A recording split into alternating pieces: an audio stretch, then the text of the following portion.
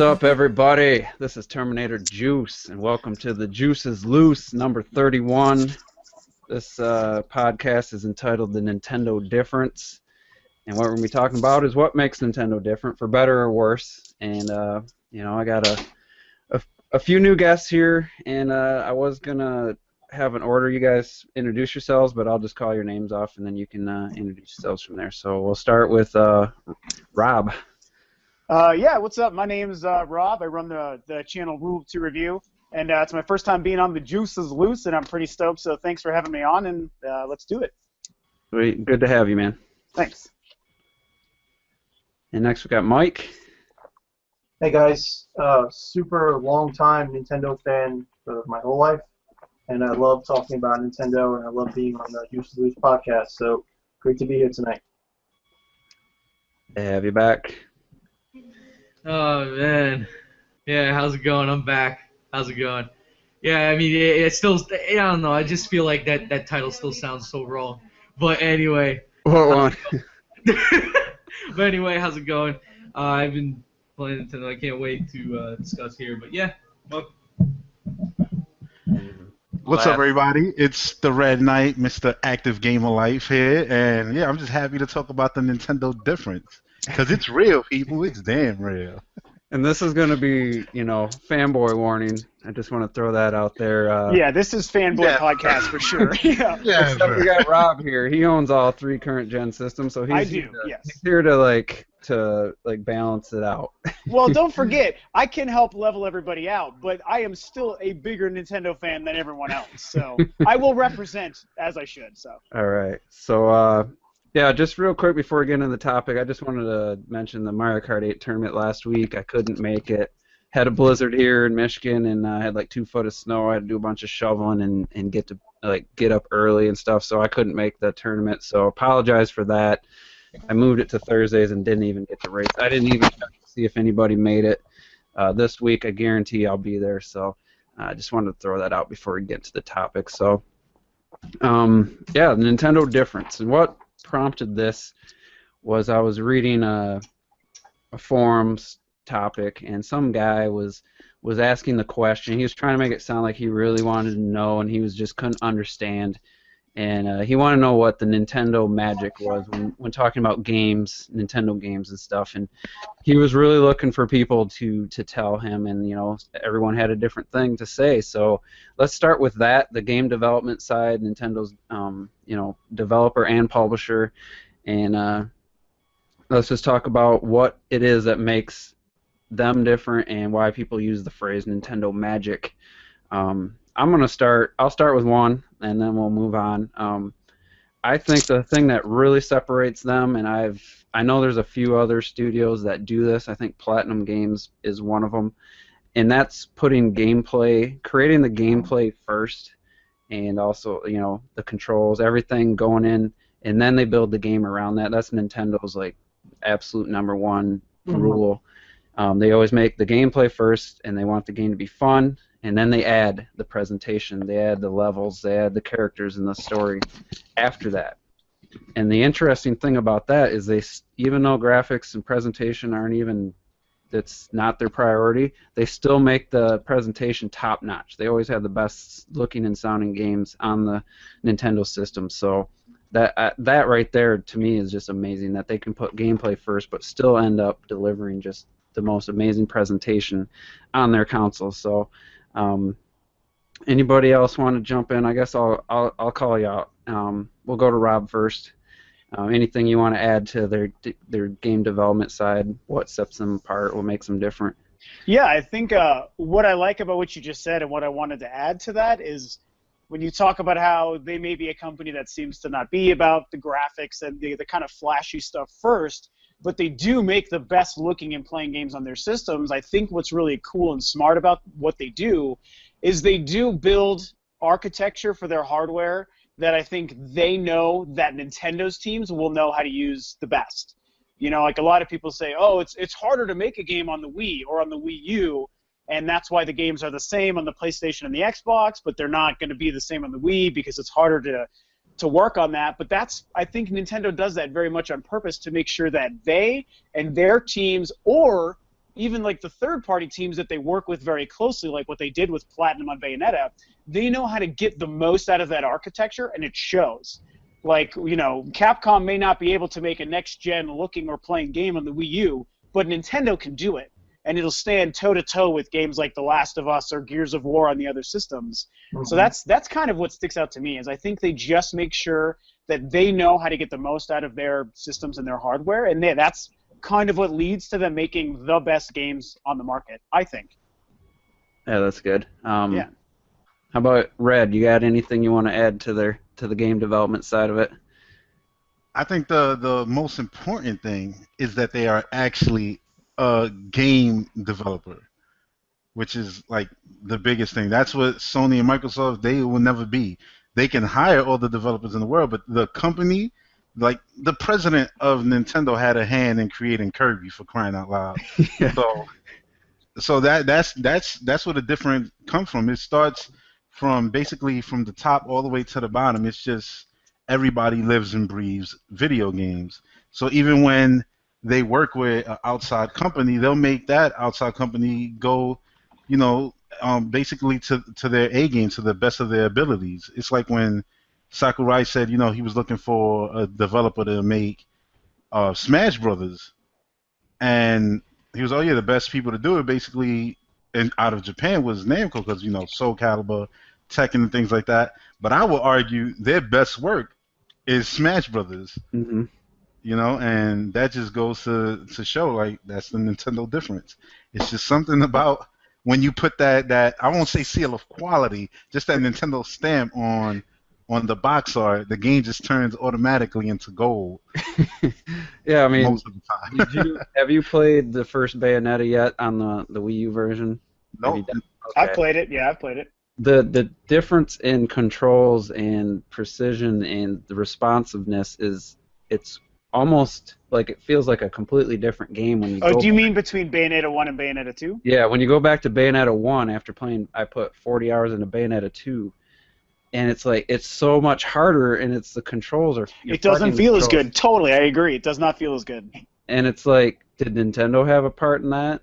I kind of feel like they did, but I don't know. Yes, for they sure. did. They did. It's I'm like- sure of it. Yeah. It feels so much more responsive and fluid on the second game, and it's like, I mean, the first game is still great. I really enjoyed it, but that second one just improves upon that aspect of controls, which was really all it really needed. And you know, some of the art style was a little dull in the first game.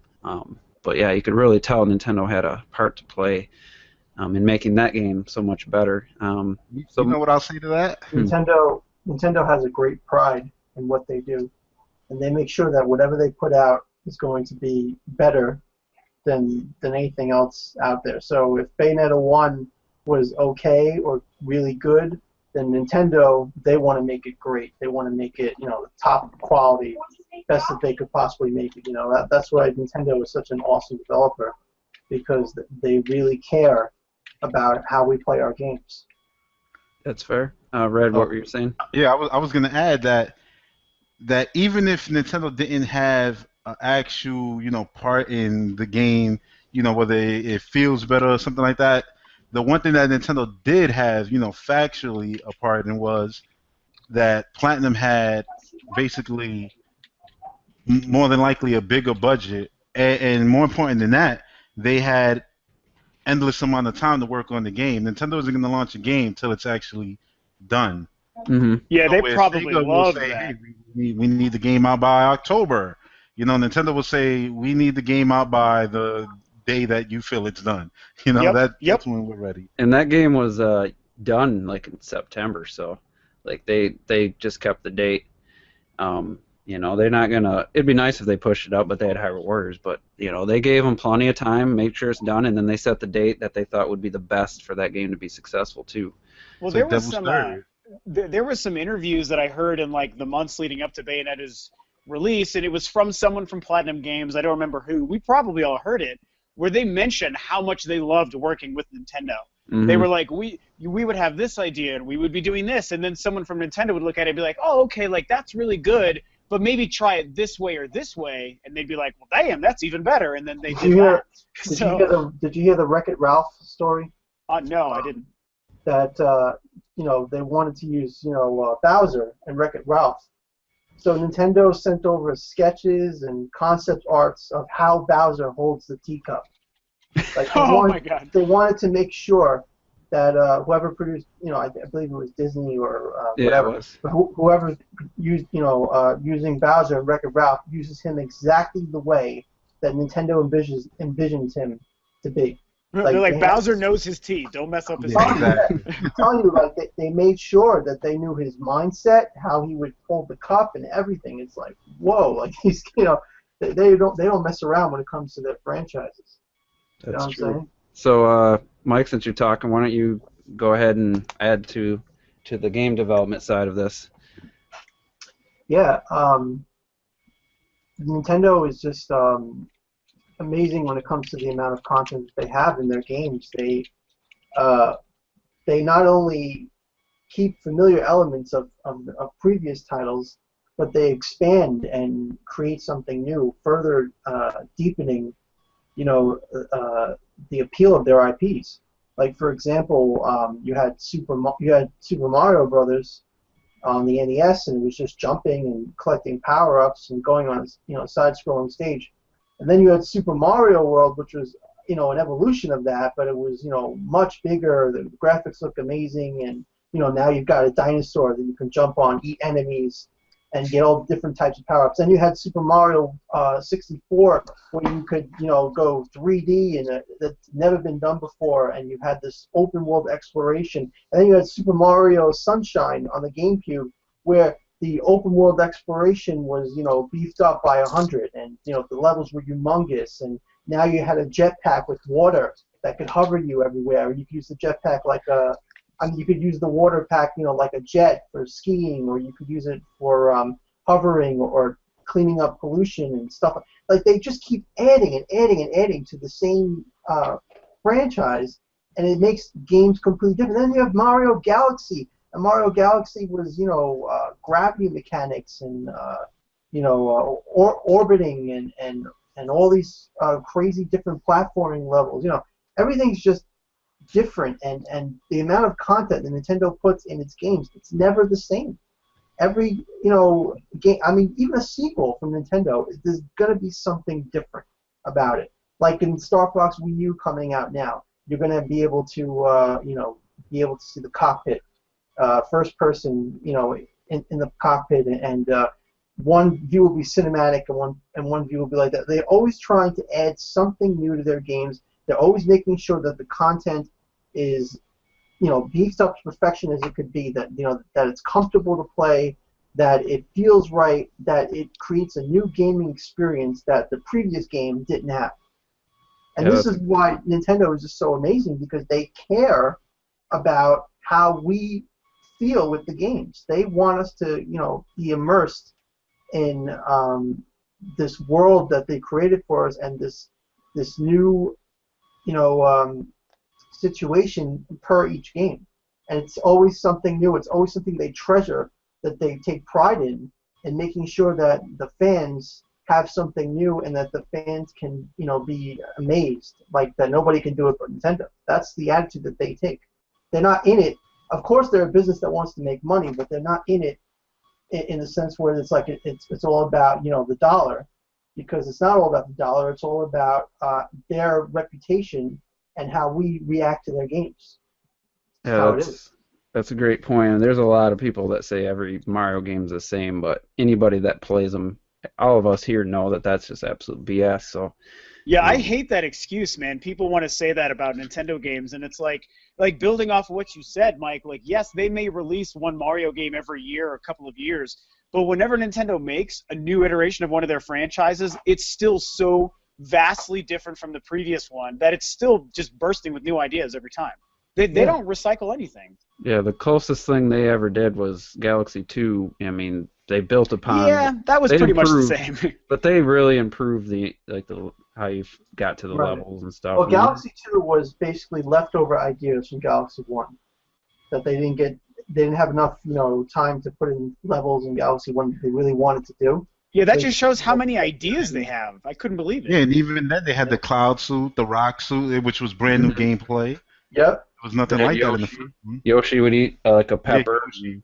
That was some of the most challenging Like parts. I of think the game. that doesn't even Yeah. get enough credit for how different it was for it being like reused, well not reused, but ideas that they didn't use, which goes to show like their ideas. They always have great ideas. Just like Just with imagine what games like ideas never got used, never got their Galaxy 2. I guarantee they'll do something similar to a Galaxy game again someday. It'd be If nice. they just did Galaxy 3, like I would be totally okay with it. Oh, I don't think That's all they everybody need. would. Daddy. That And would you be could amazing. bet that if they did a Galaxy 3, that it would have something unique to it that the other Galaxy games wouldn't have, and it would be much more it would be just like those games in terms of quality, in terms of amazing gameplay and everything like those games, but with something added new and with a brand new experience, that we Oh, could the be immersed. gamepad. They would probably do really cool things with the gamepad. Yeah, because people didn't think the Wii remote on Galaxy did anything, but I watched a guy who did like a 30-minute review, and he was a little critical, but he did say he really liked using the Wii remote pointer to get star bits while he was still running on the path, like using, what did they call it? Doing A two little things at reticle? once. Yeah. Doing like two things at once, like he's getting, Multitasking? I used to do that. Like that was a goal of mine. I'm like, I'm gonna run down this narrow path and I'm gonna collect the star bits off to the side at the same time. Like, I gave myself a little meta game that in the game I would try to do that, and that I felt really like that was the best way to play that game. Like I wouldn't want to play that game with the Pro controller. The other thing that I liked too was when he would I can't remember like a good example, but sometimes Mario would be like in a slingshot thing, and you'd have to like point and grab and pull him, and then let go with the Wii remote. Yeah, that stuff is like really simple but really effective and fun. Yeah, they use it a lot in the first game. I don't think they use it too much in the second one, but there was just so many new ideas, and 3D World was the same thing. But let's give Mega a chance to chime in before we get too far off talking about Mario. A bunch of fanboys. Let's see. But honestly, like, when Nintendo brings out a game, when you go to the game, many third parties, right, they would come out with games, and yet you would find a bug and a glitch just automatically right from the beginning. But mostly with Nintendo, it really does not happen most of the time. And that's really good because in order to, like, let's say, example, Ocarina of Time, in order to get those glitches and bugs, you have to search for them. They don't just happen. You have to search for them. And that's really something that, that it really is impressive with their game design. And honestly, I really like how they just polish everything too, to where it looks great. Like we got examples like we're getting from Wind Waker, the HD remake, of course. We got Twilight Princess, Skyward Sword. We also have Mario Galaxy, like you guys mentioned.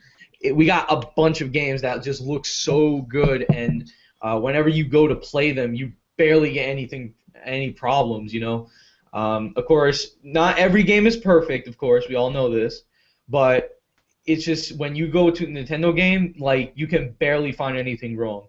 And you have to be that one in like, I don't know, in a millionth chance of getting that one disc of Smash Brothers that is so bad. But, it's like that, so far, that's only been one case.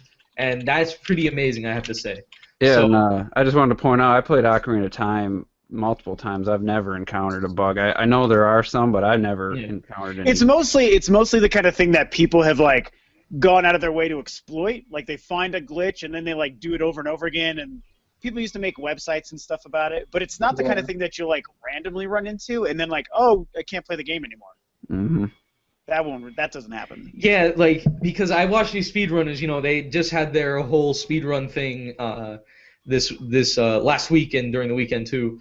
And this guy, the last game that they were playing was Ocarina of Time, and he was doing so many glitches that I was just like, what the heck? Like, there's a glitch where you put a bomb, and then you get into it, but then you put up your shield and you start sliding backwards. And that would basically be like a speed kind of thing. It's really, you really have to find these things. You can't just be like, it just happens. Because I remember this one time, okay? My friend was playing Tomb Raider. It was on the PS4. My friend was playing Tomb Raider. He was live streaming. I went to this thing because he was like, oh, yo, you just want to check me out. So I was like, okay. He goes to Tomb Raider. This was the definitive version. And he goes in there. Now, this is a path you have to go, right? There's paths where you have to go in order to progress through the game. He goes through the path, and what happens? He falls right through the floor, basically going to hell. I'm not lying. He's like, it's literally all dark, and there's you can see a spot of red and everything. I'm just like, what the frick? So, you rarely find that in Nintendo games, and sometimes they would you would find game-breaking glitches and stuff like that, but it's very rare to find them in every little bit of the game. So honestly, Nintendo has the best development because other guys like Sony and Microsoft, they just came in because they thought it was a good idea to enter the gaming market.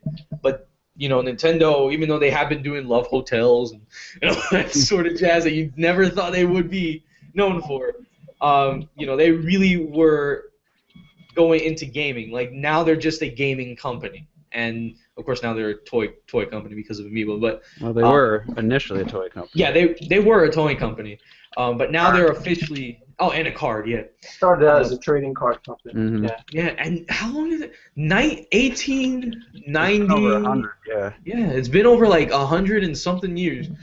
Crazy, and the company's still going. So it's 50. Is it 50 years of Mario now? Right? No, 30, it's like 30. Mario's on his 30 30th year. Dang, But they doomed, right? Yeah. Every year. Every day. There's a But, new- look, they are a very profitable company, and it's not just games. Like they try to stay ahead of the trends, and they try to look for new venues. Like they're getting heavy now with this quality of life program. They're trying to invest in that technology, and they also got the Amiibos now. They're making a lot of money off the Amiibos. So Nintendo's smart. They know how to stay in the game. Yeah, but the Wii U was a failure because the Dreamcast sold more within the first 2 years. So. Dude. Even though the Dreamcast was done after 2 years, never sold another console. But anyway, let's not get off topic on that just yet. I wanted to just bring up a point while Meg was talking about polished games. Like back in the cartridge days, they had to. Like there was no patching, and even like the early disc days, there was no download and updates. So they just came from a time when you had to have that game finished. Like if you didn't, people bought a broken game, they were stuck with it. And they still have that mindset, even though Smash Brothers they is the only game I know of where they released it before everything was in there. The game still works perfectly, but they have that mindset of like they print it on the disc, and in their mind they want that game to be all you need is that disc. You don't need to have the internet to update to make it work, and that's the mindset they still have, and I hope they never lose that, because that's a good mindset to have, because I mean they could easily have done what everyone else does and just release it on time and have it patch it later, like Master Chief Collection and Assassin's Creeds and all those. So the one last point I want to talk about their game development, which no one's mentioned, is the music and the quality of the music. So Dude, anybody want to just go ahead? I'll go first. All right, listen.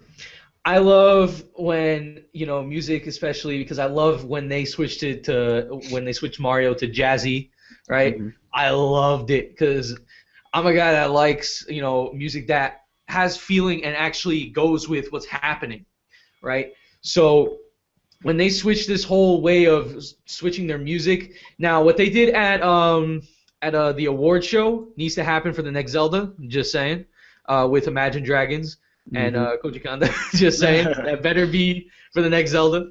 But their music, when they get these people, it's just beautiful. Like they brought them that one year in E3. It was 2011, and when they were showing the orchestra for Zelda, I even went to the symphony concert. It was awesome. Just beautiful. It was great. It was just like, and they were putting up the gameplay too. It was just when you hear the music, it was awesome. Especially live. So when they work with their music, it's beautiful. they have the best artists ever. They have the best directors for it, composers. You know, they have the best. And honestly, Nintendo should just keep going on with this music as they have. And Miyamoto, I know Miyamoto, even like if he finds something wrong with the music, because he takes that serious. Trust me, he did that for Galaxy, and he also did that for 3D World. Because he basically is just like, all right, if this music don't fit, you're gonna start over. So that's how he rolls. He really wants to make sure that with his games, his IPs, that the music fits, and that's what I like, because that's what should be with their games. So definitely Nintendo, all time like best guys for a soundtrack, just great. Yeah, I mean, other games have had pretty stellar soundtracks, like Child of Light earlier this year Yeah. or early last year. I mean, not doubting anybody else, you know. Yeah, Everybody else, like all these other companies, have great directors for and composers for music. It's awesome, but like Nintendo really brings that out where they kind of switch it up and put their Japanese flavor in there. You know, that's what I love, especially. So, yeah. they're memorable songs too. Yeah. Yeah, that's the thing. That's what I was gonna say. Is they're really good at like the jingle and the hook. You know, like the things that just get stuck in your brain, and you're like, oh, Yep. I will always associate that with this game and this character. Because how many of you have the Smash Brothers? I mean, come on. You can. I hum that at work. Like just Like, Yeah. you know what it is. Even the Splatoon theme is already like stuck in my brain. I hum that, Yeah. and Yeah, that's like, I different. never played that game a day in my life. Wait, which one? Which one is it? The Splatoon theme. From Oh yeah. from the single player trailer. Yep. It was like I still remember it. It's crazy, you know. It's like one. you. Either one. Like there's two themes that we've heard so far. Yeah, that was the with the single player and the multiplayer, like the Yeah, the bam, bam, bam, yeah. Brum, that you have that one in the main one. Look at what you did. I'll be singing it all night. You know what? You know what? If I had like a budget and like worked somewhere legitimate, one of the things I would like to do, I'd like somebody like IGN or somebody was to go out on the street and give people the choice. Like, okay, I can either tell you the game and you can see if you can hum the song, or we'll play you part of the song and you tell me which game it's from. And I guarantee if they picked like God of War and Gears of War and all these other games, no one would be able to pick because they're just kind of generic. They might have good like violins or something, but you're not going to pick it out for an individual It's game. not memorable, yeah. Yeah, and Except for Halo. I will say Halo, Halo. yeah. Halo is the only one I would say. Final would actually- I would remember Halo. Uncharted kind of. I remember that one.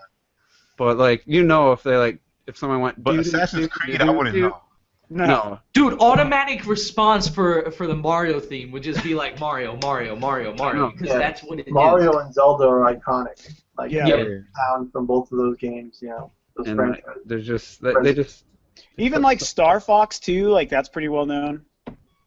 yeah. Donkey Kong, Oh, Donkey Kong. Kong, yeah. Pac-Man. Goes to Well, the- Pac-Man's not Nintendo. huge. It goes to the the huge IP list that Nintendo has. You know, all their characters. They have And, so many. Like David Weiss doing Donkey Kong Country, like Red Knight will appreciate this, but all the old school Metroid stuff, man. Oh yeah. Yeah, definitely. And Sonic also. Yeah. I love Sonic. I'll always listen to Sonic 1, 2, and 3 music. Oh, dude, you Even some of the posted. newer games have good music. Yeah, Red Knight, you posted one of your podcasts a couple weeks ago, I think, and it started with like Sonic 2 music. Was that Yeah. you? Oh my god, I Yeah. lost my mind. I was like, I was almost sad when you started talking. I was like, darn it, I was not done listening. You know what's funny? I haven't played the original Metroid Prime since Ooh. probably 2006, and I can hear the menu music in my head right now. Like, It's time to re-up. You got to play it again. you know, Yep. I can't. My GameCube, I don't know. I don't know, man. After getting 100% in that game, I never wanted to play it again. I need to get the trilogy, is what I need to get. Because Yes, there's you do. So much. Oh, you to never do in got the that game. trilogy? No, I had all three, so I was like, I don't need the trilogy, but I should Oh, I have. had all 3. I still needed it. Yeah, same here. I bought the launch day one with the metal case and the collector's thing. That's what I got. Yeah, I wish. Beautiful. I had It's beautiful. No, I only have the GameCube one and then the 2 on the Wii. That's it. that. But even Kirby has great music. Like Yeah. the list of their games, Yoshi, another one. Even to talk about another game that isn't out and you already know the music from it, Xenoblade Chronicles X. Yup.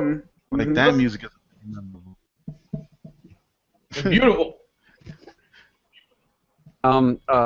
Cable Tie 7 actually has a relevant question. Do you agree Nintendo makes the best music by far? What is your favorite Nintendo soundtrack? His is Pokemon Emerald. I'm gonna say, I hate to pick like recent stuff because it's always fresh in your mind. You always want to say that, but I think Super Mario Galaxy for me is one of the best ones, and The Legend of Zelda, Skyward Sword, probably two of my all-time favorites. I gotta go Metroid Prime. I have to go Metroid Prime. I was gonna say Galaxy because when I first heard that orchestrated music, it blew my mind. Yeah, Galaxy, Dusty man. Garden, Especially, yo, Bowser's theme is boss. yeah. Yo, 3D World, you gotta give it to that. Oh, 3D World was awesome too. Yeah. 3D World just had the great Bowser. Yo, his themes for those games are just amazing. It's like, oh dang, I mean, it's can we my really time to choose? save the world. Bowser give it up officially to has us? the best music. Think of all the Nintendo titles. Like in my head right now, I'm thinking of A Link to the Past. Like, can you really Definitely. choose like between all the games that they have? What the best soundtrack was? Well, A Link to yeah, the Past and was amazing. And when I think Yeah. of Zelda, I actually go right to the Wind Waker because that's my favorite game, and I think the music was awesome. That menu music with the flute. That Yep. was, You know so it. much It's so music in good. that game. we could be talking about the music for the next hour. Like, it's that. Isn't this the music podcast? Wait, I'm confused. That's what I thought it was. Yeah. Like, really, they do stand apart with the music, especially. I just think that's everything else makes them stand apart, but the music is just, that just puts them on a whole nother level that no one else is even close to. I mean, a lot of games use licensed music now, and I think it was last year GTA 5 won for best soundtrack instead of Super Mario 3D World, and I really that pissed me off. I'm sorry, that pissed me off, and there was actually Games I don't Radar. think real quick, I don't think that music that's like pulls from like real life. Third party, yeah, like licensed music. Yeah, licensed music should ever be like orchestrated, like real creative, like composed music. Well, that's why they're technically different things too. That's like a soundtrack is licensed music. A score is original music written for a game Mm-hmm. or a Exactly. movie. Yeah, They could have best soundtrack and best score. It's like You got it. But this year, I know there was a website, Games Radar, and they gave Smash Brothers like best soundtrack, obviously. and it's like about time. And like if someone like people would have ignored this year with Donkey Kong, Mario Kart, and Smash, like those are the top three. I don't care who you are. Destiny's, I guess, is pretty good, but I'm sorry, you can't top those three. I actually have to say, and I know everyone's going to jump down my throat, but I do think Destiny was the best music of this year. Okay. It really was amazing. So, also Hyrule Warriors, by the way, remixing all those Zelda songs. Yeah, that was cool. awesome. Yeah. So, I haven't before played we- Destiny, so I can't Before we get off of music, you gotta also like mention, because Donkey Kong Tropical Freeze did this, and Mario games been doing this for a long time. But like they'll have a tune, and once you jump in the water, it'll turn into an underwater tune. But it's the same Mhm. tune. It sounds like if you're listening Different to it instruments. underwater. it's such a Yeah. nice touch. It's such a good touch. They use like the steel drums, like in the Caribbean and stuff, when you go underwater in Mario Kart on the Dolphin Shoals. Yeah, and that's a cool. I'm glad you brought that up. Reminds me of the original Because Donkey everything Kong did it. Country. Metroid did it. Everything did it. Yeah, Donkey Kong Country, the original, was like it'd get that. It would change Fantastic completely, music. kind of, but Yeah. when the third lap of Mario Kart 8 on Dolphin Shoals, when you get out of the water and the saxophone's just tearing it up. Once you get out of the water, you hear that saxophone ripping. It's amazing. And to watch watch that live band, if you've seen the videos where they show them recording it in like a little 2-minute trailer, and they have the actual. It's funny seeing, for me, I don't know, maybe this is racist, but seeing Japanese people just rip on like a bass guitar, like I'm just not used to seeing that, and I think it's really cool. And like just seeing that band, how awesome they are, at jazz music is really cool to me. You know, in 3D World, there's a stage. I know you're gonna know the music, but it's that music that goes dun, dun, dun, Yeah. Yeah, The rock. that stage when you go into the water, the way that song changes, I love it. Like something like that had to be like the best tune of last year, well, of 2013. When you started humming that, I immediately saw a beach and water. Exactly, them little blue dudes in the water. Okay, I love talking about music and stuff, but Yeah, we could I do want to that move all on day. to the next Nintendo difference, and that's how they provide us with information, news, and they give it directly to us. So Nintendo Directs are, something they started, what, 3 years ago, 4 years ago? I forget. 2 or 3 years ago, I think. Yeah, Yeah. it started with Yeah, like it must be going on 4 already, I think. they had like the Nintendo Video channel on the Wii. I think that kind of started Yeah, it. but So. I guess that's kind of a good question. Did they start the directs after the Wii U came out or before the Wii U came out? I want to say. Yeah, I want don't to say know. before. They I did think it before. was They did before. Yeah, wasn't it they? 3DS? I think it was 3DS. Like, Yeah, Or is that 3DS. Nintendo 3DS. Minute though? Is that the same thing? No, they had the Nintendo Video channel that had a little show Oh yeah. with like a little cute blonde girl and some other kind of a nerdy dude, and that was on oh the yeah, I met Wii. them. Yeah, that's on Nintendo Week, right? Nintendo Week. Yeah, yep. And I think that kind of started the ball rolling for Nintendo Direct. So what do you think of Nintendo Directs? I mean, that's definitely different than how the other companies do it. They usually just they'll give the information to IGN, they'll give them an exclusive look or something. Yeah. Game Informer. Yeah, and then they'll add their own little spin, and Nintendo just kind of just gives it directly to us, hence the name. So Yeah. whoever wants to go first on Nintendo Directs, I mean, how do you feel about it? Yeah, I think it shows that they really care about how we perceive their product, and they want to make sure that we're getting the most accurate information, and that it's just I think it's another revolutionary tactic that they've employed, because it is so much more different than what the competition does, because not only are we getting to see what the games look like and what's coming out, but we're also getting to see like a whole presentation and a show, and it's like very entertaining, and or at least some of them have been, but Yeah, like, they've added some pretty good production value to a couple of yeah, them. it's just like it was another way to liven up the way we receive gaming news, from them, and it was a way to personally reach out to us, the fans, and it was just, I don't know, it's just better. It led to the whole E3, where Nintendo didn't do E3, instead they did the Direct, and look how amazing that was.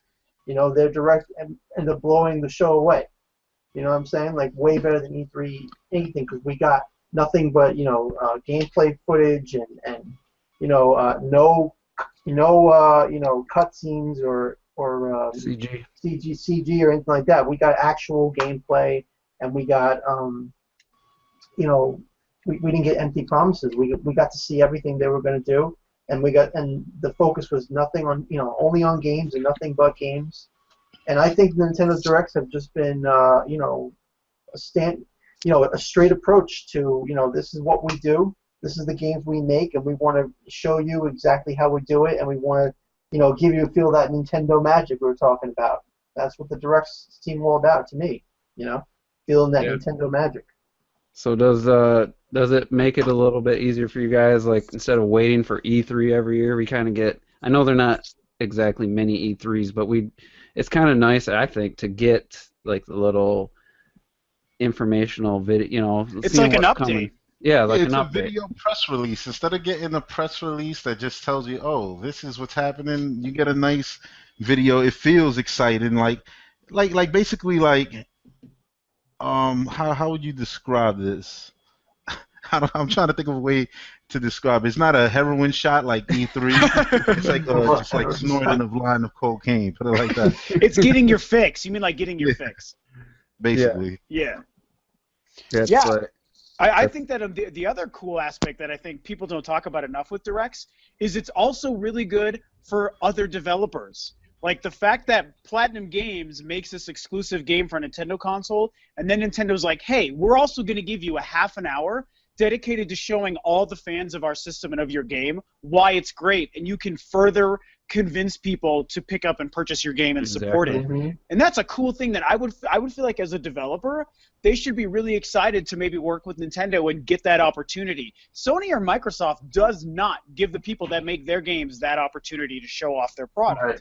And that's awesome, I think. No, they'll Well, show they, that they do E3. make sure to put every single game packaged with the console. Yeah. You It's like, yeah, know? we're going to give you 3 seconds in a montage video, so how about that? They said you can pack your game in to sell our system though. Yeah, yeah, that's a great strategy if you don't want to make any money. You want third parties to make tons of money, but Yep. Nintendo, you know, they did the directs, but it also pissed off some places. IGN, GameStop, or GameSpot, Game Trailers, I don't think they like the directs that much because it kind of does their job for them. And I know a lot of Well, those- that's what Nintendo's doing is sidestepping the BS of a lot of that. Though. Mhm. They're like Right. they're creating a culture where they can say we can survive just on who we are, how awesome we know our product is, and how much we care for our fans. And we Right. can make it without you guys, kind of, which is also awesome. Yeah, and it takes away the negativity. Like you can read an article like about something good, and they always throw some sort of negative it's spin on bad. the end. You know? And Alright, Nintendo, It's crazy. It's crazy how they're doing more than what third parties would, because they're getting another fighting game. Yes, it's only in Japanese arcades for now, but Pokken Fighters, right? We got that game. I know that game's going to Wii U. 'Cause there's no reason why they would tell us. Why would they give us English? It's just be like, ha ha ha, ha Americans. But it's just, we also got let me see, our racer, which is like basically our kart racer. We got Mario Kart. We also have our action adventures, which are like Zelda. We got our action platformers, which are Mario's, Donkey Kong's. We got basically all these genres within one company. So that's crazy, it's true. So we really don't have to, like, it would be nice. Trust me, I won't deny it. Probably no one would. It would be nice to have third-party support. It really would. I would love to have some third-party games on here. But it's just they're not bringing it. So how could I, really support them? And not B They're not team bringing it. third party games. Yeah. Oh, yeah. Not even They're B not. team, excuse me, C teams. Because B team that gets shared between Xbox One and PlayStation 4, so Yeah. C teams, F teams. Because honestly, it's like we would accept a game, but you, as a developer, you have to make it work. It has to be working, okay? Because you don't want somebody at your press conference being like, "Does it work?" It's just like someone just shout it out. So, because I'm learning to be a developer myself, I want to be in this field. I want to make the best quality games I can. So, these guys are just really, really, really throwing it down, I have to say. And I can't wait to get in here so that way I'm not going to use that word, so I can show them what a real game should be and how it should be done, because this is quality that Nintendo is bringing us, that they're putting in so much content in each and every single game that they bring out. They're giving us free DLC, or actually, as I should say, add-on content, which is actual add-on content. It adds on to the game, So honestly, this what Nintendo is doing, they're building their own kind of ecosystem there, and they're really bringing in all their genres in together. And oh yeah, I forgot the one racer, that F-Zero. Yeah, they have the. Yeah, I wondered other about racer. that. Yeah. We need a new control. Yeah, I don't buy that. Miyamoto. I don't believe that. Analogs ain't good enough. Oh man, Miyamoto, you freaking troll. So before we get off onto I want to talk about the DLC and stuff in the. Oh, I had something to add too. Okay. Also. Go ahead, and I do want to talk about the live at the Treehouse that they've Oh, done. before Now- the DLC, it was, what was it you mentioned? You mentioned, oh yeah, the way that directs actually, give us the news. Mhm. Like for example, if there was a new Nintendo Direct, right, and they were talking about Splatoon, it would start with, oh, brand new IP Splatoon, which was revealed last year at E3. Here's new footage and blah blah blah. But if it was the other way around, where it was Game Informer IGN, it would start with, even though the sales of the Wii U are, low, and Nintendo can't seem to manufacture amiibos at a fast enough rate, here comes his brand new IP, Splatoon. Like, why was all of that there at the beginning? Yeah, they can't resist the negative spin. They just can't. Yeah, they always got to throw the jabs in. The last thing I read on IGN was last year when it was right before Wind Waker came out. You know, the digital version came out in September, if I'm not mistaken, like a couple weeks early, and then the physical copy came out in October. Mhm. So the end of that quarter was September 30th, and IGN reports on, you know, Nintendo sold 200 and some thousand units, which was like quadruple what it'd done the previous 3 months. And then they threw on, and this, but the bad news is this included a big release like Legend of Zelda Wind Waker, and like, no, it came out in October, you idiots. The digital version, if you bought the bundle, you could get the digital version. It's like, but they had to make it sound like it was available for the whole quarter. Yeah, I don't know like- why they do that stuff. I don't know, and it's just, I don't go to there very often. I did check their Game of the Year like nominees and stuff, but I don't know. So I want to talk about the Live at the Treehouse real quick before we get on to the last main topic. They did one at E3, and then they did one, I think it was for Smash 3DS, where they announced the demo was available and all that.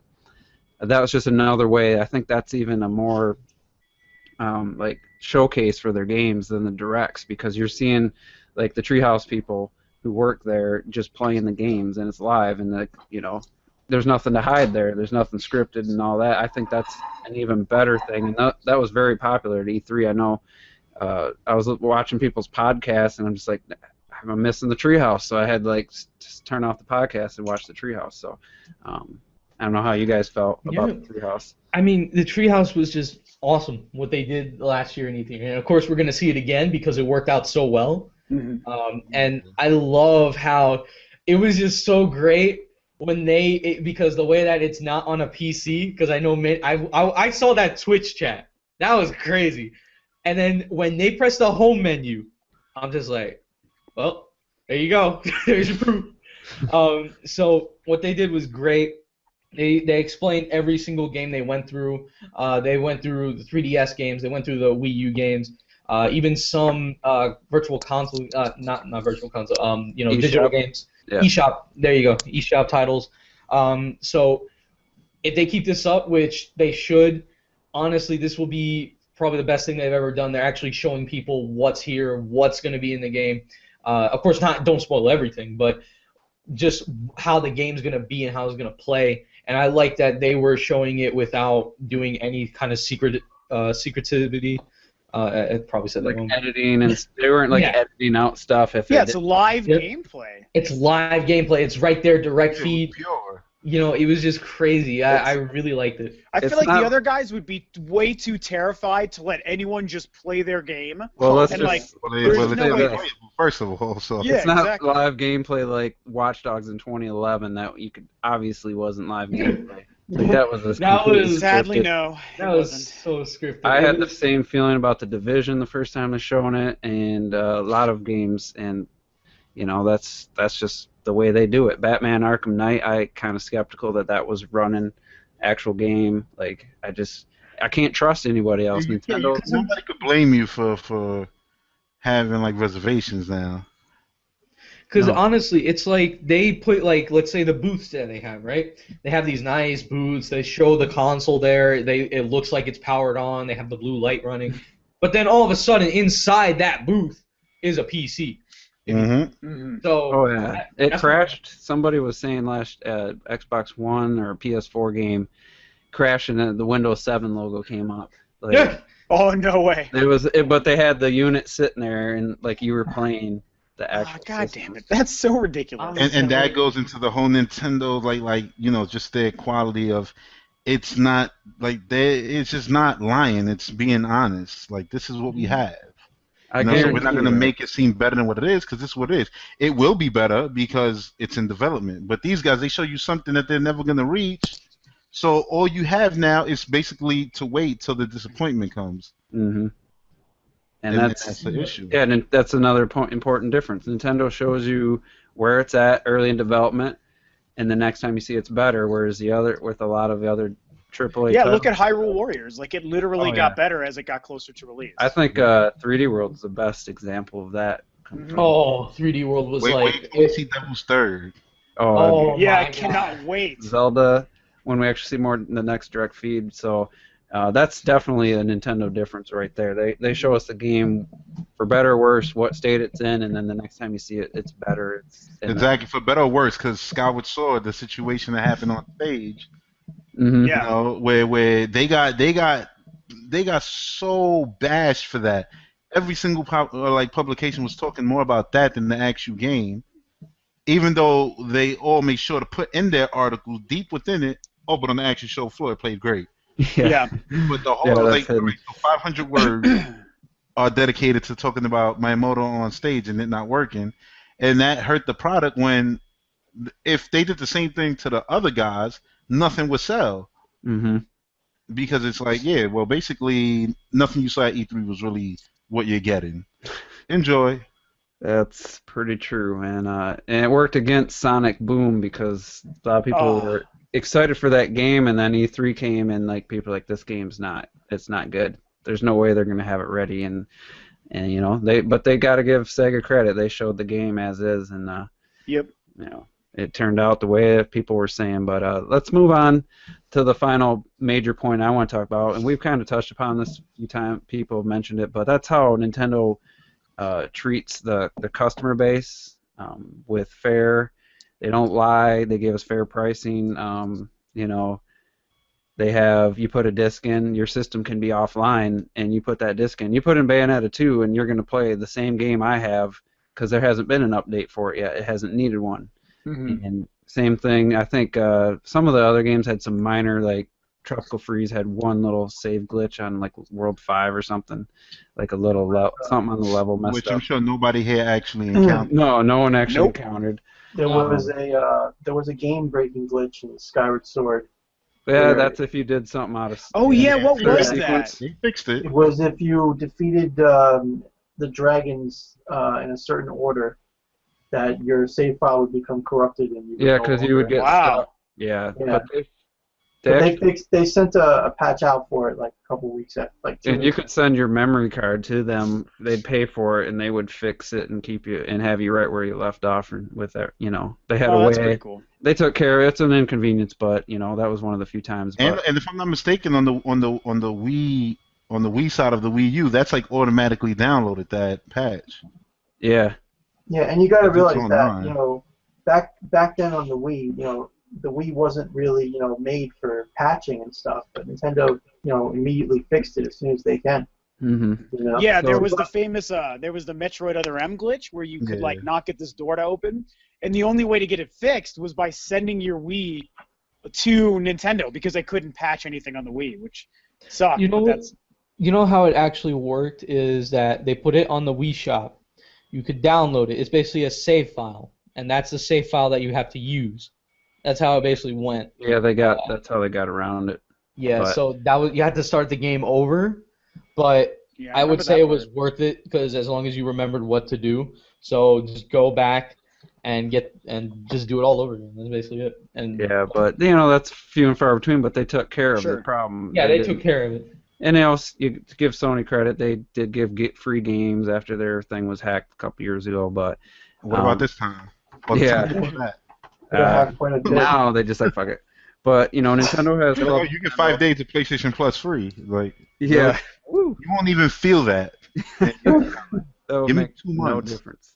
So Nintendo has Club Nintendo with their rewards program. They had the Ambassador program with the 3DS, which I took advantage of. Me too. Early Wii U adopters had the 30-cent Virtual Console games for Mhm. like 6-7 months. Took advantage of all that, and it's just the way that they treat you, like Captain Toad Treasure Tracker. They're like, okay, this isn't quite a full title. We'll price it at $39.99 brand new. You know, that's the Nintendo way when it comes to how they treat their customers and how they're fair and honest with what they do. So, I mean, look at Mario Kart 8 DLC. The Oh, yeah. DLC, you can tell that it's so much different from the main game. Like, there's so much care and, you know, detail put in those new levels that you can tell that, you know, when they give you DLC, they give you brand new content.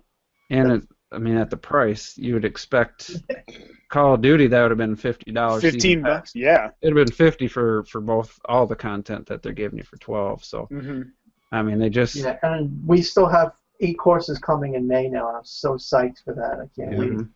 Oh. It's not over. Yeah, and like people that buy enough Nintendo games and register, there was the awesome poster, Smash Brother posters for 700 coins, which I didn't have enough to get. I got it. I got them. Never I opened missed it. them. I missed them. They Me look too. awesome. I This said is too. opened them up, and it's just like maybe I'm missing it. I don't think Sony and Microsoft do those kind of things. I don't know, but They don't, but they'll invite you to a theater to go watch E3. They did have the PlayStation Experience, so I predict that was a testing ground, and they're going to try something at E3 this year. Yeah, and I actually thought that was pretty cool. I'm probably the only guy who kind of likes Sony, and I thought that was pretty cool that they did that. They showed Uncharted 4 there. I thought that was amazing. That was the only thing. Everything else was lame, I thought. Bro, I'm with you. I like Sony, but I'm not gonna get to that. It's just So yeah, things I change. like Yeah. Sony. Sure. I mean, I really loved the PlayStation 2 because there was just so many games on the PlayStation 2, and the PS3 had a lot of great games on it too. And I'm still using the PS3's PlayStation Store to download certain titles. Like I just got Suikoden 2 a couple of weeks ago. So like I do really enjoy Sony's consoles. But yeah, so I would say that I'm a Nintendo fan number one, and then Sony probably second. But mostly it's just because I like individual franchises on a Sony console. Like for example, they have the Persona series. Mm-hmm. They have even though I haven't played much of it, they have Uncharted. They have God of War, which even though I've said time and time again that God of War is like the same game 1 and 2, I still did enjoy the story aspect of it, with the gods and stuff like that. So and of course Final Fantasy, which originally started on Nintendo, ended up being migrated to Sony. Resident Evil games, yada yada, etc. There's a lot of franchises on a Sony platform, so that's why I primarily consider myself a Nintendo gamer, because they have Nintendo has amazing IPs. They have so many, and their games are amazing quality, 5-star, etc. Whereas Sony just has like a couple of titles that I really want to play, and that'll be enough for me to get one of their consoles. Yeah. But yeah, I think that Sony and probably Microsoft to an extent, they're going to eventually encroach on Nintendo's system of bringing it directly to the fans, because let's face it, Nintendo has been revolutionary all throughout their company life cycle. They started with Nintendo Power probably before any other game magazine was really going.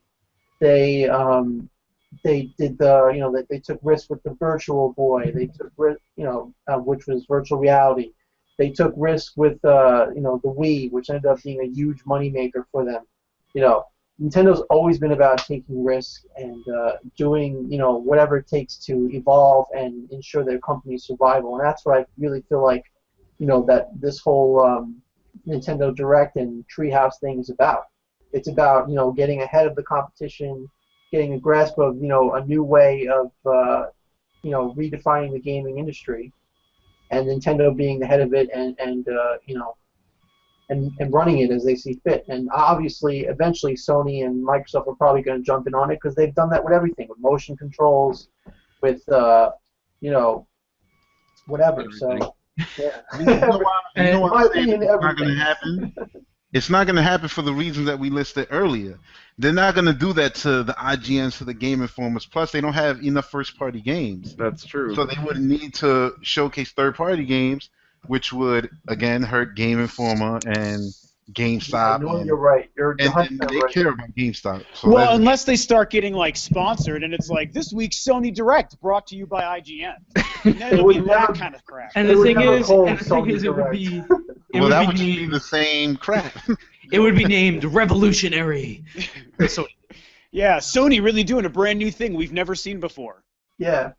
And Yeah. honestly, that's what it feels like. I don't know if that's how it is, but it feels like to me every time Nintendo comes out with something amazing, the competition comes out with the same thing and you know says, oh, we've done it first, or you know we had this in the drawing board Yeah, first. they get the respect. Put it like that.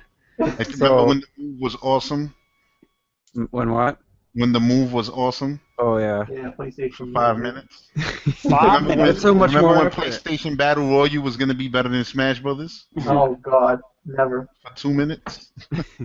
And they patched that a year later. If you didn't know, I guess there's no balancing whatsoever. And a year later, they put out a 50 patch that proved 50 different things. Huh. And no one was playing the game, but they released it anyway. So interesting little fact.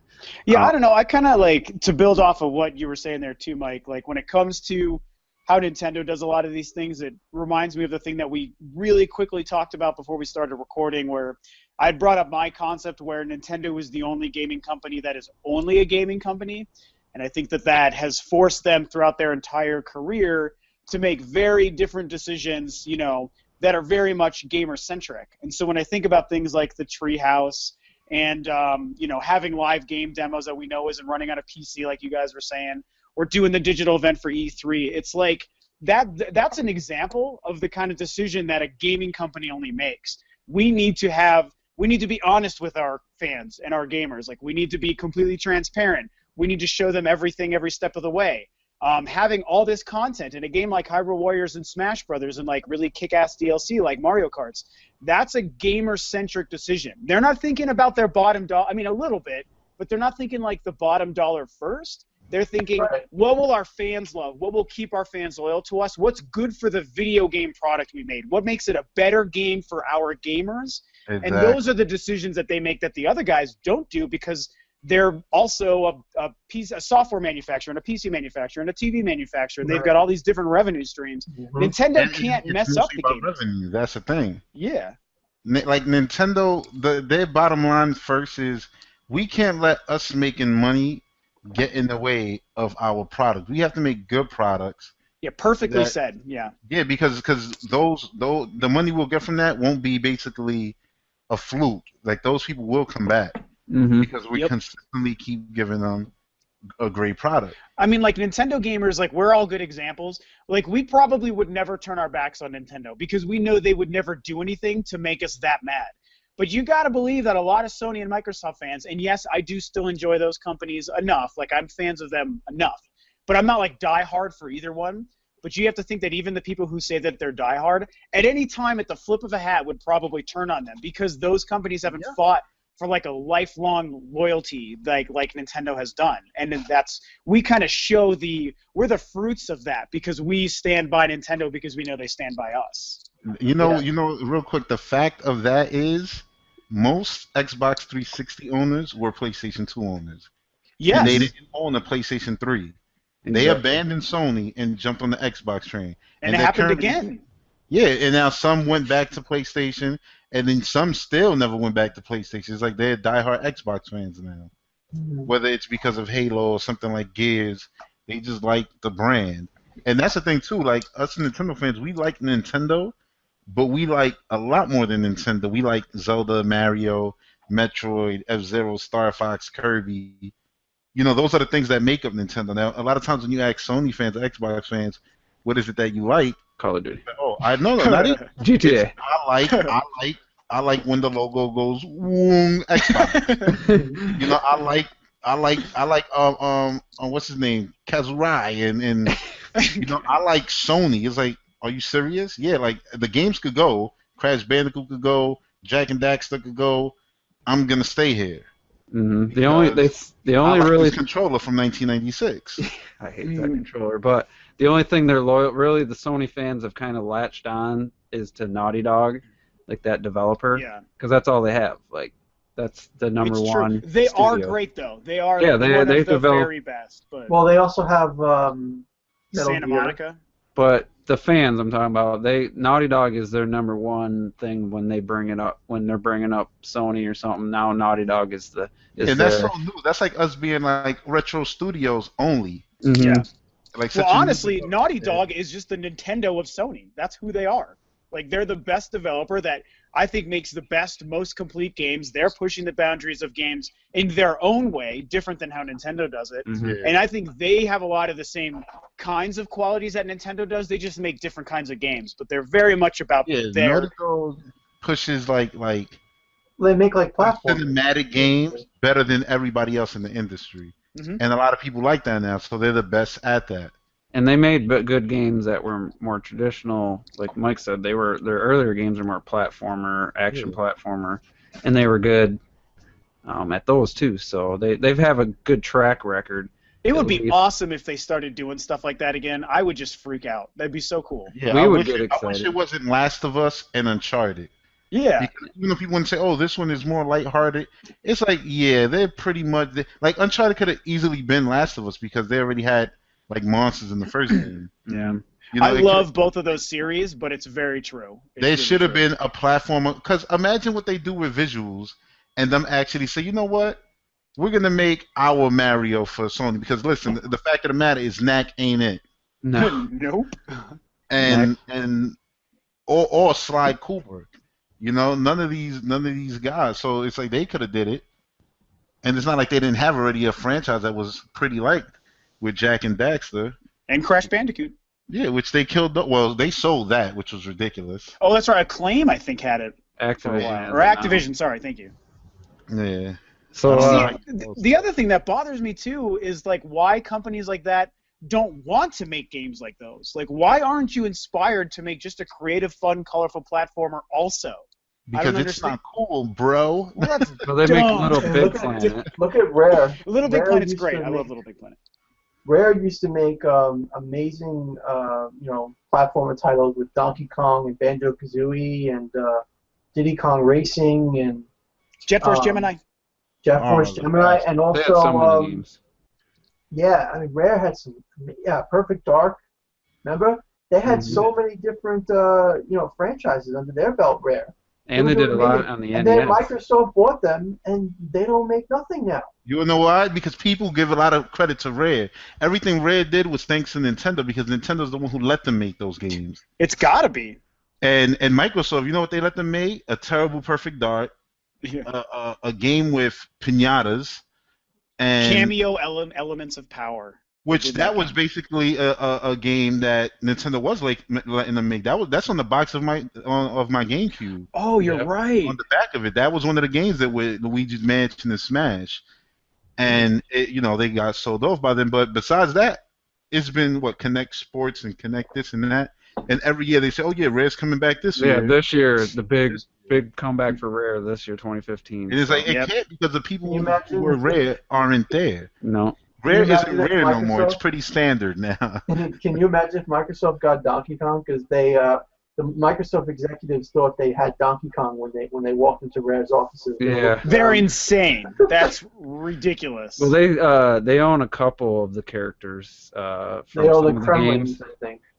Something. They own something from K. Crash Rool and the Bandicoot. Kremlings, yeah. Not Crash Bandicoot. Banjo Kazooie they own, and there was a few characters they created in Donkey Kong universe, I believe. if I'm not Wow, mistaken. that's nuts. K. Rool, they can keep him because I never Yeah, liked. he was an idiot. So we Oh, got. man, I love the Kremlings from the Donkey Kong Country series. I wish I like the Nintendo new- could get them back. I like the new the penguins and stuff. Whatever. I don't know what Yeah. they're called, but I like the Tiki Tribe. I just like the new stuff. So I got some questions here that we'll go through Sweet. pretty quick. So Mario Walker, this one's a pretty good question. I don't know. None of us are going to know the answer, but since it's 2015, will Nintendo celebrate the NES's 30th anniversary? Since the NES made a huge impact on gaming in North America, does anybody think? I think they should. I don't know if they will. Well, they They came out with that might. 3DS now. It wasn't just North America, year. it was all over the world. Yeah, Yeah. but I Well, think it actually started in New York, which was amazing. New York was the one town they decided to bring the NES to try it out. And once it was a success there, then it just spread like wildfire over all of North America. Unlike the times. successful Nintendo World Store, they're not letting that spread. yeah. Yeah, I don't even know how they would celebrate it. I mean, they can't bring out like a new Metroid, a new Mario, a new What if Zelda, they a new did, this, a like, new that. Like they'd have to do like maybe like a discount on all the NES games on the virtual NES console or something. remix. Do And what NES the, Remix, they've already done that. So. do what the Yeah. PlayStation did and do a limited edition Wii U that's designed like a NES or at least color scheme. Yeah, that'd be cool. That'd be really cool. I mean, they Well, should we do won't be something. able to They enjoy did that. that with the 3DS already, though. They Yeah, already did a NES. a little 3D. more intricate than just like a paint job on it, like something special. Maybe you have to put the CD in the system and then blow on it and then push it down really hard.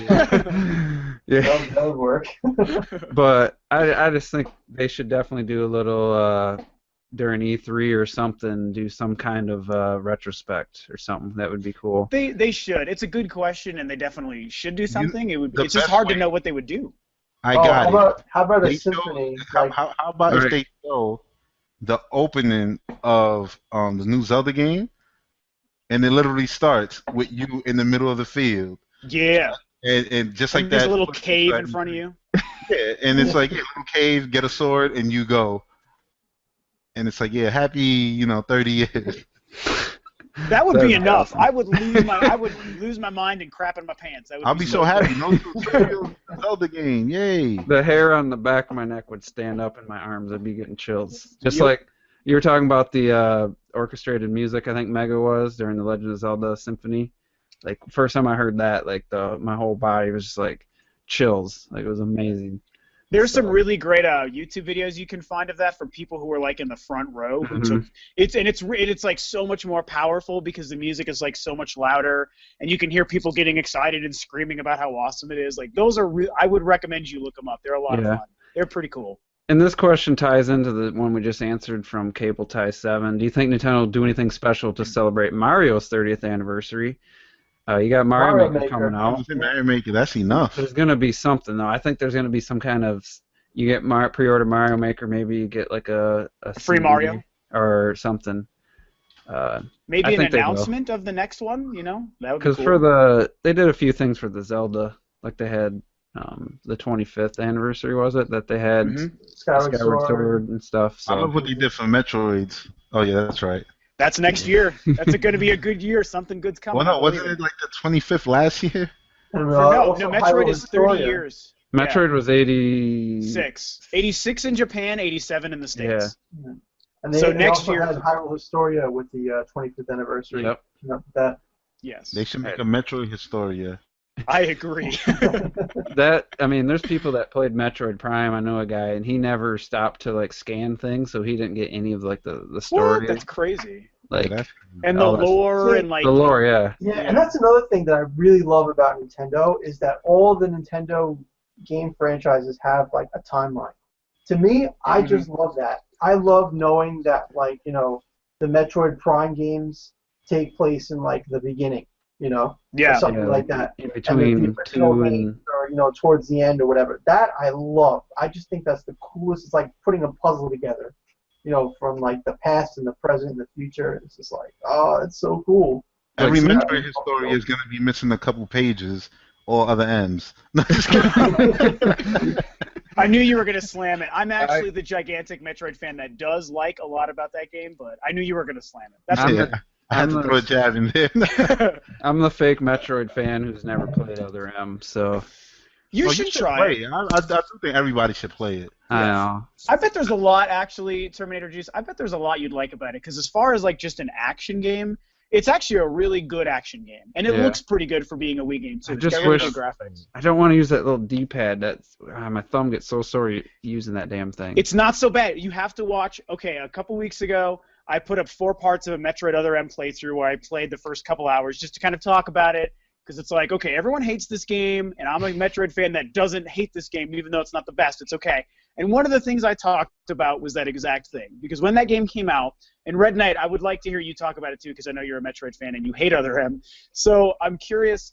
Okay, so like when that game came out, people said, "Oh, like it's weird not being able to use an analog stick. It'd be so much better." Blah blah blah, which is actually true. That game would but- be better with an analog stick. However, what I think a lot of people didn't really get to figure out with how that game was put together is you're still always moving on an X, Y axis plane, a left and right, up and down, completely vertical plane. So the camera moves around a lot, but if you hold one direction, Samus doesn't shift as the camera moves because you're literally still moving the same direction. Yeah, she's So- always like on her path, like correctly. She is. So like that's what you kind of don't really need to go diagonal in that game as much as you want to think when you look at it, because it is still a 3D perspective and there's all sorts of places to go. And if you kind of adjust to that, you won't be hurting yourself so much using the D-pad, because it is a problem. And like I said, that game should have had an analog stick at the end of the day. I agree. But it's not quite as bad as I think a lot of people thought it was. So if you ever play it, I would recommend trying to figure that part out. That's my story. I'm done. Okay. So I'm gonna ask Mega a question since someone directed one just to him. Revolution. Did you This is a question for Mega. What would you do if Kingdom Hearts 3 was the next Duke Nukem Forever in terms of it being highly anticipated but also highly disappointing? No. That's, I have no fear in that because it's not made by the people who made that tragedy. So I'm okay with it. But how disappointed would you be if it turned out to be an average game or below average? I mean, I would say the same thing because I have said bad things about Kingdom Hearts before. Like, Recoded was really bad. I have to say it was really 358 was money making. That's why. Yeah, 358 was really easy. I think the only thing from Recoded though was like the secret ending that you really needed. That's about it. But it to have it where Kingdom Hearts 3 is gonna be that way, and if it does, I would be disappointed because this is a game that many people have been waiting for, many KH fans, and it would just be such a disappointment if they treat it the same way as Duke Nukem. And I at think that that's point, pretty unlikely. Yeah. and it's really unlikely because it's not made by that stupid studio. And then they had a Gearbox. Yeah, they had a bunch of like delays, and that game was like canned and then brought back to life multiple times. But Hey Mega, I have a quick question. I'm curious. How do you pronounce that DS Kingdom Hearts game, the 358 you said? How do you say that? Kingdom Hearts 358/2 days. Okay, so it's just /2. Yeah, /2 because if you put like what is that thing again? Like a divide sign. That's Yeah. what 358 divide sign 2. I thought it was like over 2, so I was like, I think it's 358 over 2, but that sounds dumb too, so I didn't know. I just say slash. I just say slash because it's there you go. Yeah, it's easier to say. Yeah. Yeah. all right, But yeah. I actually sold that game. I had that game. I got rid of it. The Kingdom Hearts game, but on the DS one. But yeah. So I just what was I gonna say now? I just lost my train of thought. Was it about Kingdom Hearts? Oh yeah, I wanted to ask you, Mega. Do you think that the new Kingdom Hearts will have the Marvel universe and the Star Wars universe mixed in it, or are we gonna have to wait for another one after 3? I would say I wouldn't like that. Here's one reason. It's okay if they save it because this is going to be the end of the saga and they're going to create another one. So I would say save that for the next saga, Kingdom Hearts 4 or whatever. This one, they should really implement Pixar. All right, that's what they have to implement is Pixar. Like put Incredibles, put Wall-E. Wall-E. Wall-E. Wall-E. Put Toy Story. Toy Story would make a lot of sense. Have it where Lotso has control of the Heartless or something like that. It would make a lot of sense there. As much as I would love to see a lightsaber Keyblade, I would just say save it for the next one. Yeah. I just save those two for the next one because right now, use your Pixar except for Frozen. Use all your Pixar and use all your Pixar ones right there. Put Monsters Inc. You can have some nice cool monster outfit for Sora, something like that. Put all these Pixar movies except for those two I listed to. Well, those aren't Pixar. Those are just Disney animation.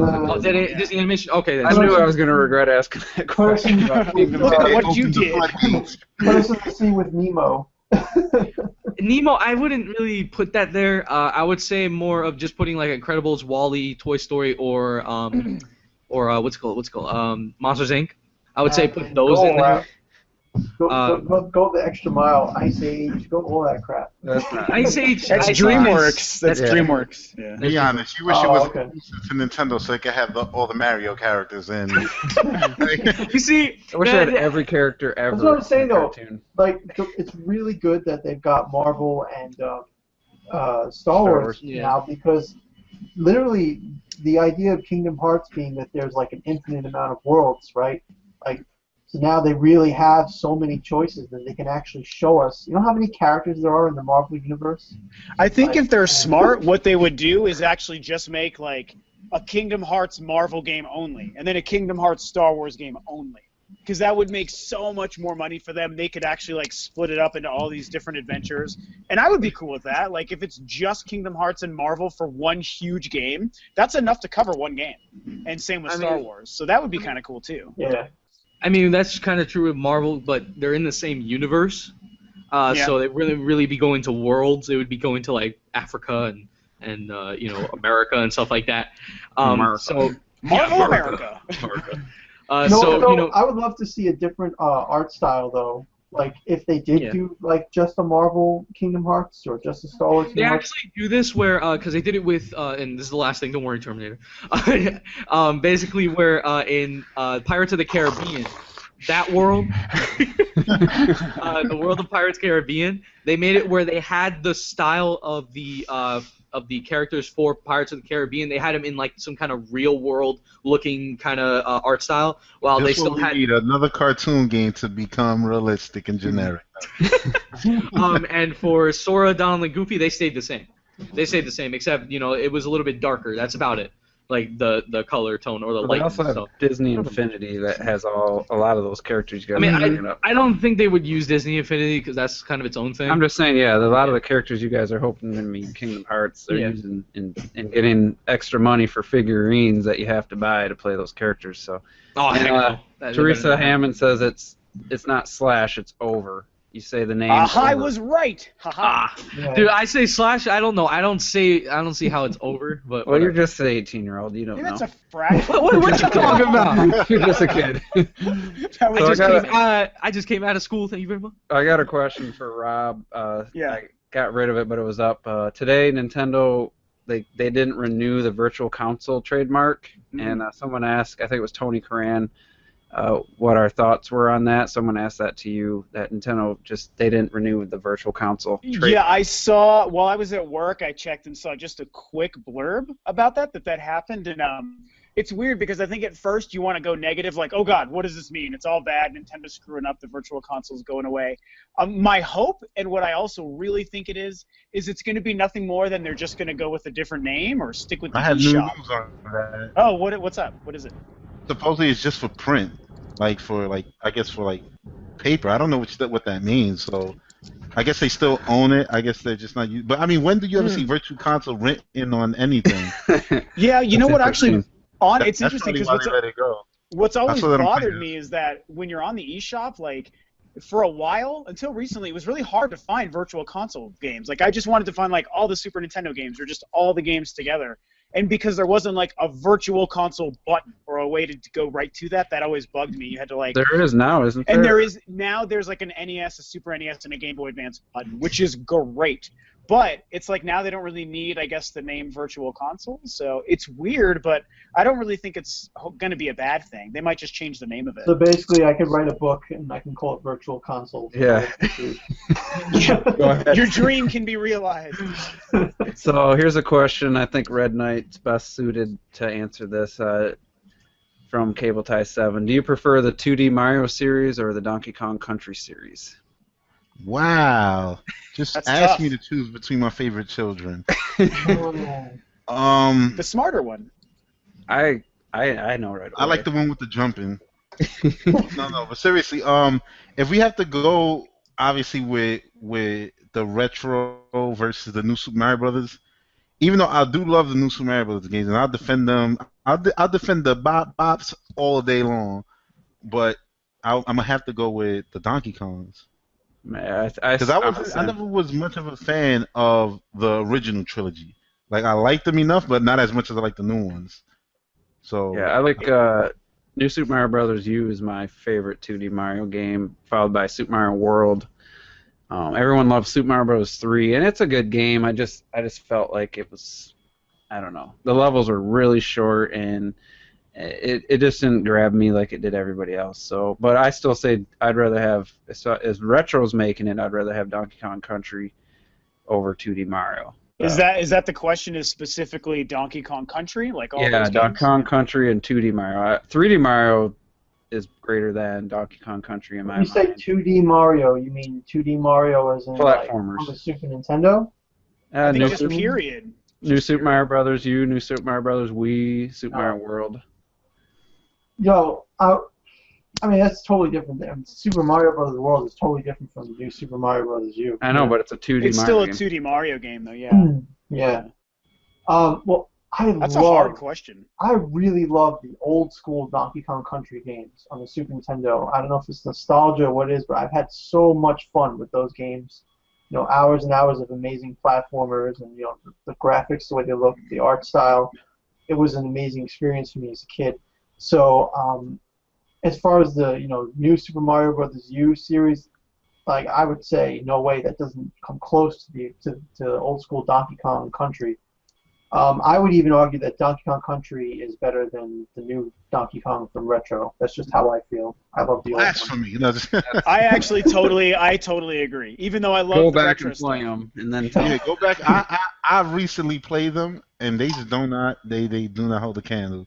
Like I said, it might be nostalgia. yeah, That's you just how get I one feel. hit, you're dead. You mean Yeah. No, just the sound, that clunk that the retro games made. I just love it. Like it's addicting. It's crazy. But I mean, It's tough though. um, Like those old games were so freaking revolutionary though for their time. Yeah. Like it's insane. No one had ever seen graphics like that. And I remember there was like Nintendo Power was coming with like a pack-in like video cassette or something that had a preview of Donkey Kong Country, and they said it's like the most watched thing in history. And then like the first game is I think is the best-selling Super Nintendo game of all time. I could be wrong, It's right up there. but I'm pretty I think it's number one. So. You remember the snow level when the layers of different snow would fall in different directions? Oh, yeah. I mean, that was cool, but The in my underwater levels, the toxic water, the toxic Yeah. pond. Oh, yeah. They were hard. It's good stuff. But Tropical Freeze, in my opinion, is the best 2D platformer. Period. So I've heard you say that. I was like, I really thought about that when you said that on one of your podcasts like a couple months ago, and I was like, I don't know. I thought about that for a while, and I had to kind of get my head around it. I don't agree, and I do love like 2D platforming and just platformers in general is definitely my favorite genre. But even though I don't agree, I would definitely hold it pretty high up there. I also preferred the Wii Donkey Kong Country to Tropical Freeze, though. So that's just me. That They're one's good. all great. I mean, they're all great. I love that one too. I just thought Tropical Freeze. I love that one. I think they You perfected can't it. choose. But it's like picking a 10 versus a 10. They're both 10s. So. It's Yeah. true. There's no wrong answer. Yeah. Mario Let's just say games, you Donkey just Kong can't- games, they're all 10s in my book. Like, Let's just say you just can't choose because they're all freaking great. That you just can't, because when you play into those platformers, you just into it. So they're all good. As long as they keep making you come back, that's fine. You know what? I- Donkey Kong wins because Donkey Kong is the reason we have Mario. That's a good Sure. point. That's a good point. Thank God he kidnapped Pauline. Yep. Oh man. And if most of you don't know who Pauline is, well, you look it up. Look it up. hey, actually, Well, there's a trophy. you know of this that man. Mario, Got that. Mario captured Donkey Kong first and trained him in a circus. True. Yeah. Mario's like the bad guy, kind of. Yeah, he is. Yeah, Mario was the bad guy. That's Go watch why, Game Theory. It's good. dude, Mario Mario is is awesome. evil. He's evil. And Rosalina's Mario's mom or something, right? He's evil. What? No, I didn't. No. Oh my God! No. I did So not that- go by that. I did not go even by. I didn't even watch his Mario is evil thing. But I do believe Mario is evil either way. He You is have actually. to watch the Mario's evil one. Look at him. He Yeah, kills. that's He every time he stumps on a Goomba, he's like, "Woohoo!" Like, what the Yeah. frick? He loves killing things, so. And every block in the mushroom kingdom. Animals like lesser than us. Just throwing Yoshi into pits every day. I know. It's normal. Did you He's like, it's see- okay. Another one will show up in a couple Yeah. seconds. Did you see that funny during the Smosh Games interview with Miyamoto where they Yeah. asked him what character he'd want to be and they said Yoshi and they're like, He's like, oh, we could ride around on you and then jump off you and make you fall into a pit. And everyone started laughing. It was pretty funny. Teresa Hammond, she don't have any other questions. This one's kind of tough, and I don't want it to be super long, but any predictions for Wave 4 Amiibo? I know, Red, you just put out an Amiibo video. I seen it. I'm just waiting for Zero Suit Samus, and I think that's it's coming what soon. That's what I'm waiting for. It's got to be coming soon. I'm waiting for Mega Man. The thing is, they have to. All right, because I explained this many times. They have to make sure they at least get a bunch there of a supply to at least get to there. Because Wave 4, I'm really excited for Wave 4 because that's where more characters coming in. Right, more characters that many. As long as you can want. get them. Yeah, as long as you can get them, that's the thing. And people are like, "Oh, well, you should go there. You should be there first, then, if you want them so bad." But the thing is, that shouldn't happen. You know? Yeah, I should be able to go inside the store and go in and be like, "Yes, could I get a?" Yeah, I shouldn't have to go out and camp out just for a little $13 figure. You know, it's really hopeless. I feel like I think Bowser's probably going to come pretty soon too. Yeah, Bowser's in Wave 3. Yeah, Yeah, Bowser. I really want to get a baby Bowser too, or Bowser Jr. I should say, because Bowser Jr. is an awesome character. Yeah, you like spamming his little forward B.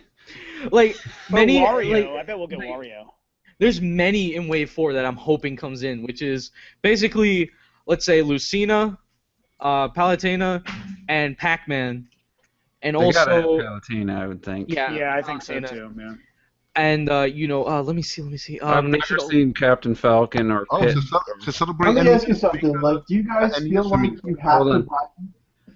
Do you feel like you have to buy the amiibos now when they come out because you never know how expensive they're Nah, I'm only buying the ones that I want. That's all I'm doing. I'm not like those people that buy like 5 of them and then like sell them 100 because I like to keep these. That's what I do. I love to collect what I want, and that's basically what I want to collect is the ones which amiibos that I want. You know, right now I only have 4 because those are the 4 that I feel like I'm gonna want to have forever. So then when more come in that I want that have been my characters, that's what I go for. Do you open them or do you keep them in the box? The way all right, I'm not gonna spend all day. I'll tell you after because I don't want to spend all day on that. Red was saying something. I'm trying to say something there. Yeah. I was saying that for the NES 30th anniversary, they can have a NES amiibo. Oh yeah. Oh, that like an actual like the system, you mean? Yeah, like the actual system. Is that what you're guessing? I thought you were reading that would be article. cool. I thought you were they could reading the already article. do I was like, No, I don't know what they can do. They can do a Rob the Robot You one. know what? No. Yeah, This is that what would They be should make a developer amiibo But set. Rob, I guess he is coming, so. I have Let's get Miyamoto. Let's get Miyamoto, Reggie, Iwata. They should so do that. They should so do that. I have an idea. Why Of didn't what Reggie those, fighting? I have an idea what those NES ones and Wii U ones and all this stuff can do. Is that they should implement themes, right? And many, there's many more I can think of, but this is just one. Where basically, if you put the amiibo on the gamepad, it automatically unlocks the theme and it shows up just like that. Like, Yeah, that'd be awesome. That'd be That really would cool. be. But of course, You had themes alone. yeah. yeah, that's the thing. That's why I'm hoping they implement someday, which I hopefully they will. But Alright. yeah, that's one idea. Check Let's, this out. The anniversary amiibo will be Reggie, Iwata, Miyamoto, Sakurai. I don't know if you want to add Anoma. anybody else. But, Bill Trinan. Bill Trinan, there you go, right? So you get the amiibo, you scan them, and you get customized Mii characters Ooh, that's a good question. with their own unique moves, not in the Smash Bros. Game. Just That like would be only cool. moves they can use. Oh, also Olimar. I bet we'll get Olimar pretty soon. So. Olimar is gonna look nice. Yeah, he'll look great. All right, so we got 5 of us here. Cable Tie 7. He can't decide which version of the new 3DS to get, the standard or the XL. So we're gonna make the decision. 3 to it'll be best out of 5. So Mike says XL. I say standard. XL. Okay. XL. Oh, that's 3. Wait. He means the new 3DS. Which, yeah, the new 3DS or the new 3DS XL? Okay. I'm gonna put it this way. If you like a bigger screen, like most of us here, get the XL. If you want because face not- plates, get the standard. Yeah, Yeah. I was gonna say, what's the argument for the small one? Like, Is that the faceplate? You have to wait. yeah. And the original, it's actually 1.4 times bigger screen than the OG 3DS. So Oh, you're so getting, it is a little bit bigger still. I It's didn't big, realize yeah. that. It's It's not quite XL. But Get the it's XL. Just go XL. Okay. Yeah, get the XL because there you go. Yeah. Gray, you have to get, or Grayson, you have to get the XL because you asked, and that was our. We've committed you to $50 more. I mean, what is the point of not getting the XL? I mean, do you really want to spend all that money and say, oh man, for $50 more, I could have had a way bigger screen? I mean, I honestly like the sharpness of the standard screen over the large. Yeah, that's true. That's actually a really good point. It is It's clearer. The native resolution, the XL just blows it up. It's like zooming in on a picture, and it gets all pixelated. So the new 3DS standard size is 1.4 times or 1.35 times bigger than the original OG 3DS. So you're getting a bigger screen than it had originally. Plus, you're getting a faceplates you can remove. And it's cheaper, And if the ambassador ones, if I get an offer, I'm getting that sucker. That white one is amazing. Well, actually, if you think about it, the ambassador ones are not really special. It's only the faceplates that are special. Because you got, like, remember, a jacket those are Exactly, but faceplates. you can't. faceplate. You won't be able to. You can get take them the- off. Yeah, you can take Yeah, 'em off. but somebody could sell you the faceplate if they faceplates, wanted yeah. to, but it does come with a few other things. So for the value, it seemed like a good deal too. If you're one of the few that get to chosen if they do it in the U.S. So we'll do a couple more questions here. Shadow Hero 43. What games should Nintendo remake in HD? Oh my god, there's too many, dude. I know. Yeah. I There's was too many. I'm thinking. F-Zero, number one on my list. F-Zero. Okay. So wait, now are we talking about making a newer version of an older game, or No, taking the just original game, Wind Waker. like the Wind like Waker Wind Waker HD. style? Okay. Well, there's a couple obvious answers, like the two Galaxy games, all three Yeah. Metroid Prime games, Metro Prime. Mario Trilogy. Sunshine. and Oh. yeah, Mario Sunshine would be nice, and also I think both Twilight Princess and Skyward Sword. Yes. It would be great. There's Like, too seriously. many. Skyward Sword. Galaxy Sword. and You can't Metroid even are up you there. could do that. with Metroid the Primes, dude. Just put that there. I would Yep. love it. Oh my God. And that'd added be multiplayer. Heck yeah. They would already be out if it was Sony. All those games would have been remastered already. Yeah, that would have been the entire library for the first year. I think Sunshine, if they could improve, because I had some frame rate and control issues. If they improve water. that, there was some tedious. Some of the stars were kind Purple of annoying. coins. Yeah, but it would be nice if they could refine that game. I might give it a second chance. That's a great game, man. That'd be really cool if they did that. Oh, It's yeah. underrated. It's very underrated. Finding those frickin' blue coins and trade them in for Yeah. stars to Oh, get God. 120, that was retarded. Yeah, also probably the hardest Mario game I've ever played was Sunshine. And that final boss was so like it was 15 frames a second at times. It was so terrible. I just hated getting to him with the lava. Yeah. That stupid boat. That's the only Mario game which I only beat one time. Like I never went back and played that boss Yeah, again. me neither. I actually beat it once. That's it. Actually, Mario 64 would kind of be cool if they could do something with that. There's Yeah, it would already take a somebody lot making more fan work. made. It That's what would. a lot more work. They remade that game too many times. Yeah, they did it for the 3DS. Or no, the DS, sorry. The original DS, they did that. So. Yeah. It seems like they have a pattern now where they release a new Zelda game and then next time they release a remake and then do a handheld with it. hmm So Smart. yeah, it is really smart. I think Yeah. Majora's Mask was a good choice because not a lot of people bought it. It was the lowest selling Mhm. 3D Zelda game, console game. Yeah, And, even though that- it has a really strong following, too. It does, but there's a lot of people that didn't play it, and I don't think I want to play it again. Majora's Mask was really hard. It had a lot of hard dungeons. And I really had Yeah. to cheat and look how to get the masks and stuff. I couldn't figure a lot of that stuff out. So, I thought it was pretty sweet. but the other... I Go gotta ahead. say I did take a 10-year break in between and tried to pick up in the middle. So it was. I finally tried finishing it, and I did a couple years ago. And my save file was so old that I couldn't remember where I was, so I had to look up a lot of stuff. Yikes. The other thing, too, when it comes to, especially if we get, Wii games that would get remade, Twilight Princess and the Galaxy games, the difference between what's happened with the other systems is, the PS3 and 360 games that got remade were already in HD, but when you're remaking, a Wii game, that game was in standard definition, so I think you get a larger benefit by upscaling them to work on the Wii U now than you did with, last year's games on the PS3. Exactly. So that's pretty cool. That's huge. And I wouldn't want to go any further than the GameCube, because then they gotta Mario 64. They have to really redo a lot of It's true. like the character models and stuff. So I want GameCube, to do Fortune Street. I loved Fortune Street. I don't know what that is. I've never heard of that. It's a board game with Nintendo characters and Dragon Quest characters, and That's weird. basically it's kind of like Monopoly, like not Yeah, I it's remember like that. stocks. You buy stocks and you sell property, and It's like you're the only one asking. it's an amazing tactical board game, and like Want that it remastered. was online on the Wii. You could play Stock with, trading in HD. no, listen, you could play with no. I'll tell you why, because now the Wii has been disconnected from online. Mm-hmm. Now you can't play it online anymore unless some kind of fan project is doing something or whatever with it, and however they do that now. But Yeah, that's true. like if it came back on the Wii U, then I could play it again with people around the world. I used to do that on the Wii. You can actually play with people all over the world. with this That's game. true. It's so That'd be good. cool. Yeah. I You think guys, they. you guys should check it out. Like it was fun. It was. I'd really rather. fun. I think honestly, I'd rather see them do a GameCube game just because I haven't played a GameCube game in a long time. I think it would feel more fresh than Skyward Metroid Prime Sword. trilogy counts.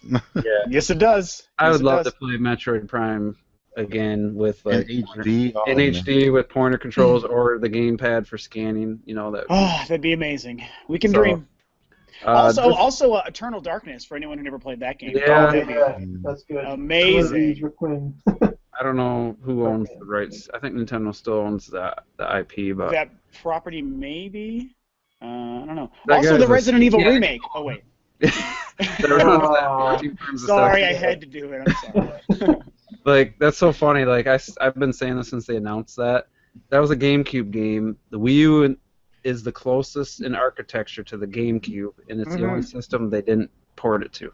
I'm so upset about That it. never made sense. And Like, then I'll still get to play it, but that game like blew my. And I had already played the original Resident Evil on the PlayStation way back in the day, but that remake was the greatest thing I'd ever done, and we won't get it on the Wii U. It's so well, stupid. there was a video that just came out running on the PS4. It was at like 16 frames a second. Yeah, I think it's only at 720p. I could be wrong, but I So- think I heard that those are only running at 720. It sounds like they're not optimizing it. I would stay away from it, but we were Yeah. talking earlier about people jumping ship from PlayStation to Xbox, and Mario Walker makes a good point. Like, Sony fans act like they're so loyal, but he says you rarely find guys who've been with Sony from the PS1 through the PS4, like, without jumping ship, which is a good. It's true. Kind It's of a exactly what point. Red Knight said. It's really true. Mm-hmm. And then we'll do one more question, and then we'll wrap this up. It's kind of, it could be, I think we can just keep it short. You don't have to get too much in depth. The rumor about the Wii U successor coming in 2016, we know it's not going to happen, but he asked, would you be annoyed, this is the Magnum 924, if they released the Wii U successor in 2016? I think the question is, how much would you be annoyed? if they I would released be it? annoyed very much, actually, because it's only been about 3 years now. We're in the third year, I would say. We're in the third year. Yeah. I Yeah, mean, it'd be, yeah, we're it'd be in the 4 third year. years. 2014 was the real year that the Wii U started. Like, Yeah. it doesn't matter if it was released before that. Like, 2014 was the year where it actually felt like it was, a legitimate, strong console, where it started getting great games. So Yeah, I would. they need to give us at least another 4 years, I think. I think 2017 would be the earliest I'd be I comfortable think with that, 2017 is when it should launch. because that's Yeah. 5 years, and that's, Yep. they waited a year too long with the Wii. That last year, 2012, between Say 2018. It should I- launch with a 3D Mario, a yeah, Metroid Prime. I just Launch feel with- like I feel like annoyed. It just isn't like the right word that I would use. I would be upset. confused and disappointed. That's more what it would be. I wouldn't really be annoyed. I'd be like, well, I guess I'll just go buy this damn thing, and then I would, and it would I probably wouldn't. be awesome. I wouldn't actually buy it. I would actually say I no. wouldn't. No, even Yeah, with that I would 3D say Mario. Because it's Well, like I would buy it. I would totally buy it. I admit it right now. I'd buy it. It's kind of like the new 3DS thing. I mean, you guys are going to buy it. I kind of don't want to buy the no, new it's 3DS. a new console though. Like when you buy a console, you know it's not a handheld. Well, at least in Nintendo, they don't do slims, or until They did a it's- Wii Mini. Yeah, I know, but it's when it's already done, pretty much. Yeah. and they did a Super NES kind of Yeah, re. and then that was when end it of was its pretty life. much done. Well, if they said that, every game from the Wii and the Wii U will work on the new console, and it's going to be like, so much more amazing, like PS4 specs or whatever, then I would buy it. You know. And if it had a 3D Mario at launch, I think I'd probably get I something. would. I'm pretty Those sure we Zelda would ones. all buy that Yeah. thing. No, I would not. The thing is, I would just. be a drought again, a year drought. So I would just wait a year. I just As much would as it not. would pain me, I would just wait. I don't know. I just would be so disappointed because you just pulled the Sega on me. Honestly, Yeah. that is a Sega. That is Well, a Sega. actually, Xbox Well, that's why they did won't that. do it. They're not gonna do Yeah. it. Xbox You know? 360 came out 4 years after the original, the Xbox Uno. That's So, true. and There's that Xbox worked out. Uno. Yeah. You want to know why I tell many people that I would say this is going to last longer than any other Nintendo console? Because this is, first of all, their strongest console that they've made, right? Mhm. And you can do so much with it. And even Iwata stated himself, we wanted to put so much, but of course the heads of Nintendo were like, no, you cannot do this. We must be traditional, which is stupid. It's okay to keep traditions, but you have to change it up once in a while. And you know, this is their first system where they can add patches, where they can add add-on content, where they can add a lot more features and a lot more stuff. So this isn't really the console like the Wii, where okay, this is here and that's about it. Like, all right, it plays your games. It's not a GameCube where it just plays games. It's an actual like big-on system where it can do much more. You know, so many people are saying, oh, well, it's only gonna last like 5 years, 6 years. I would say around 8 years. I'm gonna be honest, because mostly I would say most of their big titles that they're really working on are not out yet, and they definitely have more on the plate than it is now. Right now, we're seeing a bunch of games that are starting to come out this year, which is about to be the biggest whole lot of games that we're about to get. But You know, if I was, everybody's I was missing the fact that Go ahead. Sorry. everybody's missing the fact that this is not a GameCube or a Wii. This is all right. Yes, it has Wii in the name, but still, it's basically a Wii U. It's new. It's a new system. It's a new type of kind of way of how the system is, and it can do so much more. So it's not just like a GameCube where it just plays games and you don't do barely anything else. It does more than just that. So we can expect more game ideas, more stuff like that. And But that's why it's selling can so really bad Yeah. that it's only right that they actually make a system by 2017. I just think next year would be too early. No, Yeah, in here's 2017, let me I just tell don't you know. why it's not. I just want to say, like, if I And the was thing is- All right, let if I Mike was go. Nintendo, I would make it my priority to make sure that, like, all of our franchises would be presented on one console. So, like, I would get the F-Zeros out there, the Star Foxes, the Kirbys, the Yoshis, the Marios, the Zelda, as much franchises I could get on that console, so that it can appeal to all gamers in the fan base, and also to say, like, we're going to give you everything that we've got, so that But they will so that have. it feels like when you come out with a new console, it feels like the old one has been through completion. That you feel satisfied with it. You don't feel It's like just- you were chipped out of It's it. But just at the end of honestly, At the end of this year, they'll have pretty much all their franchises minus F-Zero will have been released. Metroid, one of a Metroid. Metroid will be 2016, and then 2017 the new system. I think by 2016 they'll have every single one of their IPs will have a form I think so, yeah. version. If on we the do Wii get U. F-Zero next year and a Metroid, then we pretty much, I think, will.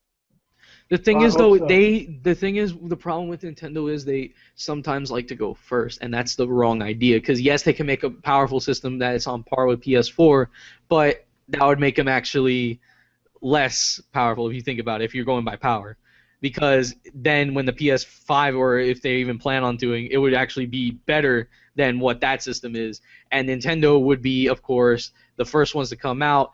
But remember, it's always when you're last. You do better, actually, if you're last, because you Well, get to wasn't have the more case with time. Wii. You Yeah, get to or have- the PS2. well, the Wii was Wii kind came of out a last. Yeah, Wii was last. yeah. Wii Wii was was last. last. But the Wii U can't ever be last for the simple fact that it's not doing good enough. Like, they're gonna have to launch another system. Yeah, and then Yeah, the but it's too early. Well, I'm listen to this. This is one argument towards them if they released a system in 2016. I don't think they will. I think there's a 0% chance. But then, okay, so they're technically on the 9th gen, but Xbox One and PS4 probably have an 8-9 year life cycle. So by time that the 9th gen Nintendo system's up, it'll be like a year after the Xbox One and PS4 are done. So like they'll actually be lined up better that way than trying to drag the Wii U out for 8 years, and they're just gonna like. I see that point, and that's was the only way that would be a benefit. What and I sort of think Nintendo might be doing, since Miyamoto recently, like, he came out and he said that, I think that they're kind of getting to the point where they're just going to 100% be on their own console release schedule and not worry about generations, the competition, what's this doing compared to this or that, and yada yada. I think they're trying to like create that sort of business model, which kind of does mean it makes it harder for third parties to keep up. We're not going to get the same games always that the other systems are getting, and so they might be kind of like sidestepping that, but. And in the face of trying to survive on their own, without the media, without the third parties, without all this other BS, maybe that's what they're doing. I kind of wonder if that's what they're trying to get at with this schedule. So they don't really care what the competition's doing. And they did say the next 3D Mario game's probably going to be a launch title, so I would be shocked if that takes like 5 years from now. Yeah, so that's my other question to all you guys who you're like, oh, like I don't want it because there'd be a drought for a while and stuff. What if it did come out in 2016, and what if it had a couple killer launch games, like really, really good ones, like a Mario, like a Metroid, or whatever? Like, would that persuade you to actually pick it up? Yeah, I would buy it no matter what. Well, yeah, if it did that, but The thing is, remember though. the smarter thing they could do is actually say, oh yeah, look, this is our lineup, and on launch day, you launch with the 3D Mario, but have demos for the other games to make it feel realer. Yeah. Because if they did with the Wii, it was like, oh yeah, these are coming, and then Wonderful 101 basically came out a year later. Yeah. Same with Pikmin. Yeah. And the tough thing is do they support the gamepad? Do they support backwards compatibility, or do they make it direct They'll definitely. x86? No, they'll support backwards compatibility. I think they'll always do that. Iwata's comments about them they're going to try to keep it, but they already said pretty much they're going to finally change the architecture from, the Wii basically was a stronger GameCube, and the Wii U is a stronger Wii. Yeah, And it's all I think based he said on now a they're power actually going to PC. change that. Yeah, it's on a power PC, and I think they're going to try to go to more of a PC architecture or something even better than a power PC. It could be something That their handheld could run and their home console. Yeah, I don't remember what it was, but they just started investing in a new technology, I think. That screen technology. Yeah, the screen Yeah. That technology. form. You can form it to whatever. This is just one thing that they just have to avoid doing. Don't put out your biggest titles during the first years, because remember, that's what happened with the Wii. And then we had 4 years with basically nothing, right? After the first 4 years. And now we're here with the Wii U where we're getting everything now because basically we need it, right? It's needed, right? Because we don't have third parties a lot. So they just have to bring out the games as much as they can. Don't just bring them out like that. Just make them go, because this year we're gonna have plenty of games. Trust me. And Zelda is definitely gonna make people in there, keep people playing for a long time. So just don't keep going out and rushing these franchises. I'm not saying like rush out the development. I'm just saying like rush out these franchises, because then you'll have nothing planned in the future. Well, remember, like, the Wii came out in 2006 with Twilight Princess, but then 2007 is when both Mario Galaxy and Metroid Prime 3 came out. Yep. So they kind of started to space it out, and then Galaxy 2 and Other M were like a year or two after that. So it's kind of spaced out, but you're right, they still can't come out like so guns blazing that the drought starts after the first year. Yeah, they couldn't do that either. I want to bring up one of my least favorite people who got out of game journalism, Adam Sessler. He was ranting and raving in 2012. I actually got on his Address the Sess show and asked him some questions, and he thought this was in end of 2012, or it was towards the end of 2013, before 3D World, before Wind Waker. He said that in his opinion, Mario Kart should have been out. 3D Mario should have been out. Donkey Kong, Smash, he's like named all their top games. He's like, these games should have been out already. This is unacceptable. What? Like, He's stupid. that's when I like, that guy is an idiot. Like, honestly, on PS4, honestly, Last of Us 2, Uncharted should have been out. And that's why you don't have God those of type War. of people 5 in the Years country. War should have been out. Like, Like- it doesn't make sense. that was the dumbest thing I've ever heard, because he should have said Wonderful 101 and Pikmin 3 should have been out, and that should have been the end of it. He Yeah. worked for G4. Enough said. Yeah, and then he ruined Rev 3, one of my favorite YouTube channels, and now they're done. So, but anyway, yeah, like, why would you want all your big hitters? I think the Wii U's they're already, almost all of them are out already. Like Smash and Mario Kart, Yeah. they're top two, big sales-wise, and Mario, 2D and 3D Mario games are the runners-up, and then Zelda's after that. Yeah, we have Zelda, Star Fox, Yoshi, and Kirby all this year. Well, Yeah, I'm gonna say a popular, something that's not popular, but Yeah. here's a fact: video games do not sell systems, and people might say, "What? That's ridiculous." But I'm gonna be honest here. So many people wanted a Blu-ray player. I'm not a Blu-ray player, a DVD player. hmm They ran out and got the cheapest one, PlayStation 2. Mm-hmm. So many Yeah. people wanted a Wii. Yeah, it was a game, Wii Sports, but that's all they wanted for it. Even though that's not what happened. A lot of games were sold. Millions of games were sold. Mhm. Same with the PlayStation 2.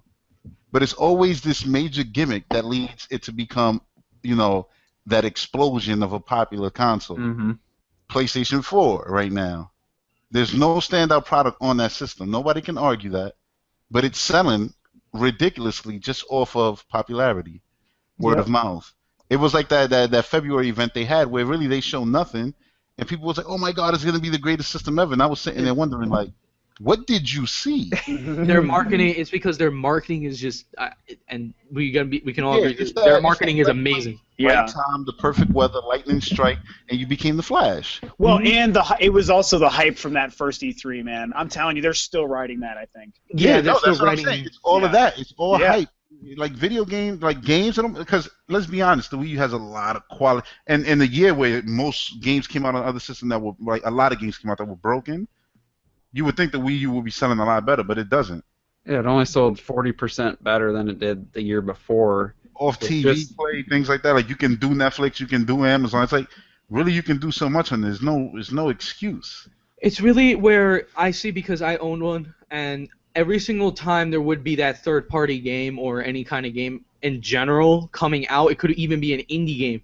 These people just buy it automatically because they need their hunger for a game, right? Yeah. And the PS4 is, and Sony said that to themselves, is made for casual people, right? It is. They want to attract a casual audience, and they have. That's why they're at the numbers that they're at right now, and in order for and Nintendo really can't get that back, because right now they're trying to get the actual gamers, the one that actually plays games, not plays FIFA or. Yeah, all they've that. said that's what That's they what they want were to do. criticized for during the Sony week. said it best. They said we don't know why the PlayStation 4 is selling so well. And Yoshida said it too. That's Yeah. the thing. He He said does it out not of know his why. mouth. And that's the reason. It's about popularity at the end of the day, and that's fine. I'm not. And It's it's not just what it popularity is. too, but there's this mentality that Nintendo is like the old guard, the old lion, and that it's not cool, to follow Nintendo. And I don't know why people do this to themselves, but they limit themselves and they put themselves in a little bubble and say, "I'm only going to be a PlayStation guy. I'm only going to be an Xbox guy." And it's like, dude, there were 5-star masterpiece titles on this system, and you refuse to play it because you think Nintendo is kiddie? I Yeah, just the best read. actual video games. I just read yesterday another person saying he grew out of those types of games. He grew up like What, good games? Mario. I never understood that. Like- The thing is, I never. You're using the same lines like recited. Like, oh yeah, I grew up out of that. That's kiddie. That I- like. Are y'all It's not go just like where do games, y'all though. go to actually recite these lines? I It's never not just games, it's thought. Developers too. Developers have this superior mentality, like they're too good to be associated with Nintendo.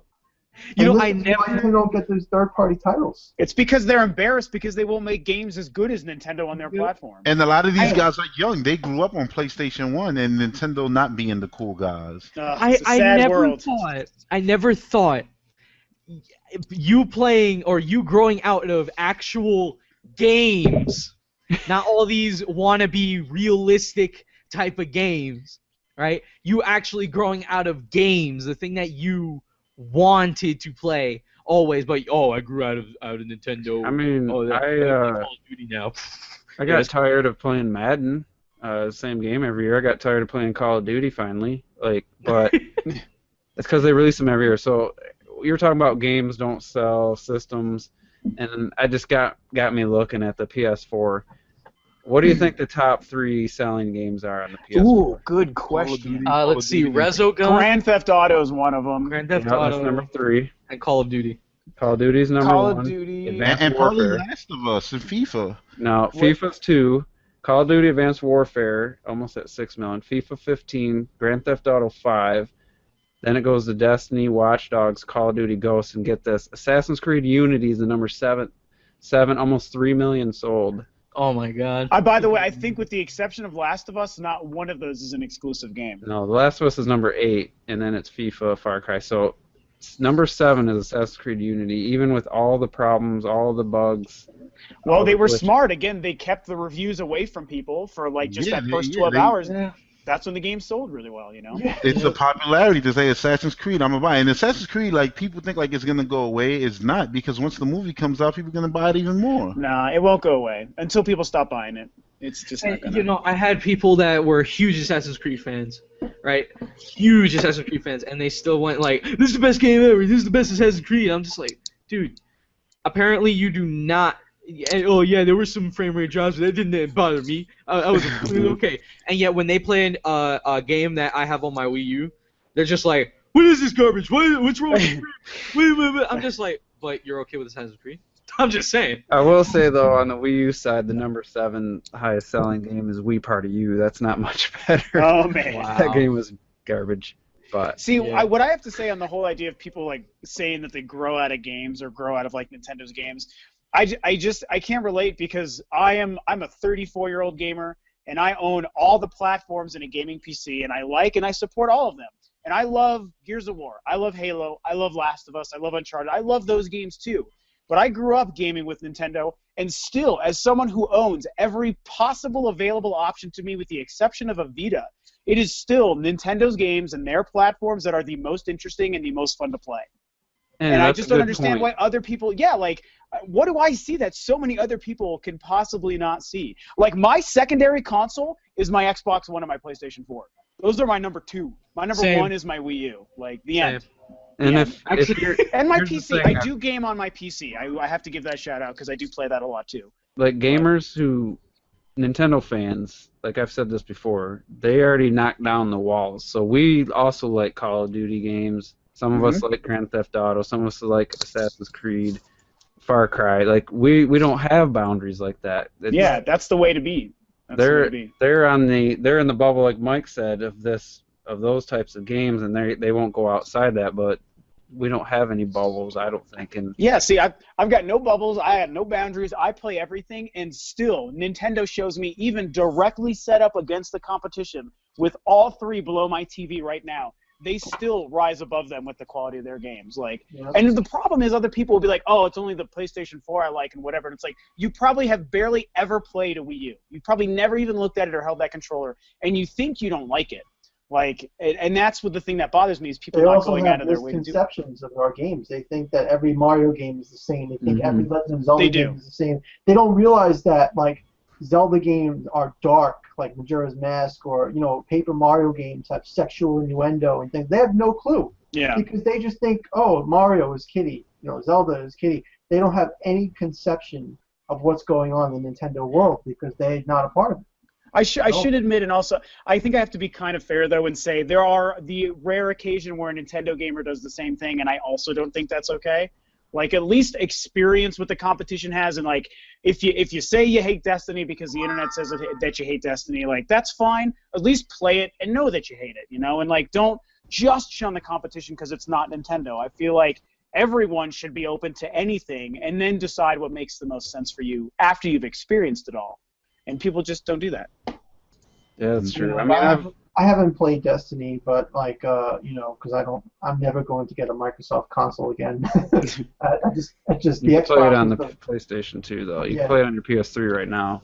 Yeah, Maybe- you can play it on anything. Yeah. It's Yeah. a good game. Everyone anyway- hates it.